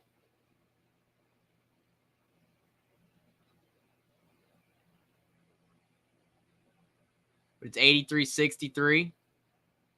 UConn is going to hold on over Iona. Just a very good game all around. You definitely like to see that when you're, a fan of a team. You're looking for your team in March Madness to play high-level basketball, because if you don't, you're not seeing that. Like, you see Tennessee barely beat Louisiana Lafayette, or Houston struggling against Northern Kentucky. That does not inspire confidence that your team can advance. It doesn't mean that they can't. Sometimes they can shake it off, start to play better basketball. If they do advance, sometimes all that matters is winning. It's not how you win. It doesn't have to be pretty. But as long as you do win, you can shake it off and play better. But I think overall, looking at UConn, the way they've played, the dominance that they've played in this game over Iona definitely could potentially mean some good things in the future in March Madness in the next couple games for UConn. Whereas a team like Tennessee did not really show that confidence, even though they did win, unlike Arizona or Virginia. But you want to be impressive. And UConn has definitely done that in this game. I think they fixed the net. So the game should be resuming. 83-63 UConn. 3 minutes to go. But the net had some issues. Rick Pitino's probably wanting to get this game over with. But the net had some problems. They had to fix it. But UConn with a 20-point lead, but Iona is going to be inbounding the basketball with 3 minutes to go. Iona was up at half, 39-37. And a lot of people thought that potentially they could get the upset. Just like Kennesaw State was up over Xavier. But Xavier ended up getting the win, squeaking that one out. But UConn was dominating in the second half. And they played really well. 2:45 to go in the second. I think they called the ball off of UConn, so Iona is going to get the ball back. There's just not enough time left for them to make a comeback. Iona misses. UConn with the rebound. And UConn's just going to run this clock down. Sonogo has 22 points in the second half, and Iona as a whole entire team only has 24. So Adama Sonogo has almost outscored the whole entire Iona team in the second half. That is amazing. With 2:20 to go in the second, UConn taking the clock down. And they call a foul on Iona, so UConn will be shooting some free throws. It's always funny when you get to the end of a game and the game's over, but there's still fouls. They're showing the second half Blues Iona. They led by 2 against Alabama, but lost by 13 in 2021. They led by 5 against UNC in 2019, lost by 15. And they led by 25 against BYU, but lost by 6. And they led by 2 points in this game. So they always seem to play well, but then they struggle. Jeff says, sad on Iona and Pitino, but UConn is a powerhouse. 100% agree. They were too much for him in the second half. The first half, Iona played well, was up 2 at the half. They just could not sustain it for 2 halves. That's why they always say there's 2 halves in every game. And UConn, in the second half, looked like one of the best teams in college basketball. Tristan Newton, who averages 10 points per game, he only has 3 points today. UConn was able to have this great performance that they had with him only scoring 3 points. That is amazing. He's the transfer guard from ECU. Really good addition for Dan Hurley, along with Naheem Aline from Virginia Tech. But 85-63 UConn, 2:19 to go in the second half. Rick Pitino definitely looks sad on the sideline. I hate it for him. But we'll have to see if he's going to stay at Iona or if he's going to leave and go to St. John's. It'll be very interesting to see. One of the most anticipated decisions in the offseason. But Iona does turn the basketball over. UConn gets the ball back. They've taken Adama Sanogo out of the game because the game is definitely over. Give him a breather, a well-deserved rest, because he played well. They brought in Donovan Klingman again. 2 minutes to go. UConn's driving in to Klingman, and he gets an easy finish. 87-63. Nice dunk for Klingman. A lot of people think that he could be a really good player once Sanogo's gone, and he has been playing really well this year. Has a lot of potential. He runs the floor well for a 7'2" guy. But 1:40 to go in the second. Iona down 24. And Iona gets a potentially easy layup, but they do miss the shot. And it's UConn basketball. Had a good look down low for the Gales, but they miss an easy layup. And UConn is emptying their whole bench. Bringing in the guys that don't get to play. I always think it's really cool when you're up big to bring in your bench that don't normally get to play, and they get to experience March Madness. Even if it's just for a minute or so being on the floor, it's one of the coolest things to see. UConn inbound in the basketball with 1:30 to go in the game. Probably just going to run the clock out.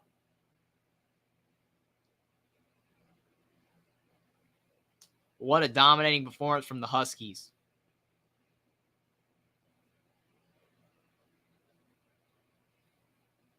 UConn up by 24. Have all the scrubs in. They just turned the basketball over.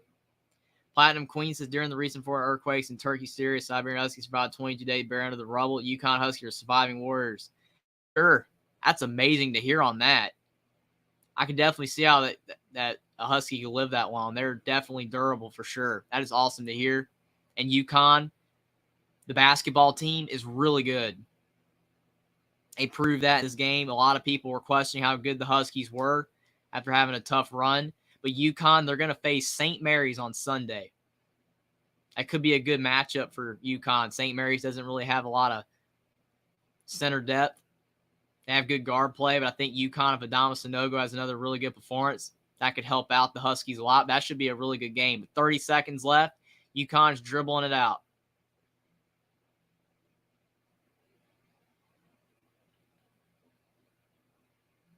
.28 seconds left, and Iona is going to have one last possession, with the Huskies up 87-63. What a dominating performance from UConn. 27 seconds. And Rick Pitino, his time in Iona could be done if he decides to leave. But if he does come back, I'm sure Iona will be back in the tournament again. He's done a great job with the Gales, but they just could not keep up with UConn in the second half. But what a performance from UConn. They're going to win 87-63 over Iona, as Iona just letting the clock go out. But thank you guys so much for being here. Like the stream down below. Share the stream out on social media. Subscribe to the channel if you guys are new. But thank you guys so much for being here. You guys made this an awesome stream. Thank you, Platinum Queen, for being here as well, everybody. You guys were so awesome. But there's been so many good games the last 2 days. I would live stream a game later tonight, but unfortunately I got stuff to do. I'll definitely be watching the games. I'll probably be live streaming a game or two potentially tomorrow, but we'll have to wait and see how my schedule works out. But thank you guys so much for being here. A lot of great games. March Madness is in full swing, and it's going to be really interesting to see if there's any more upsets that happen. But thank you guys so much for being here. I will see you soon. Thank you guys so much. March Madness has arrived. Thanks for being here, everybody.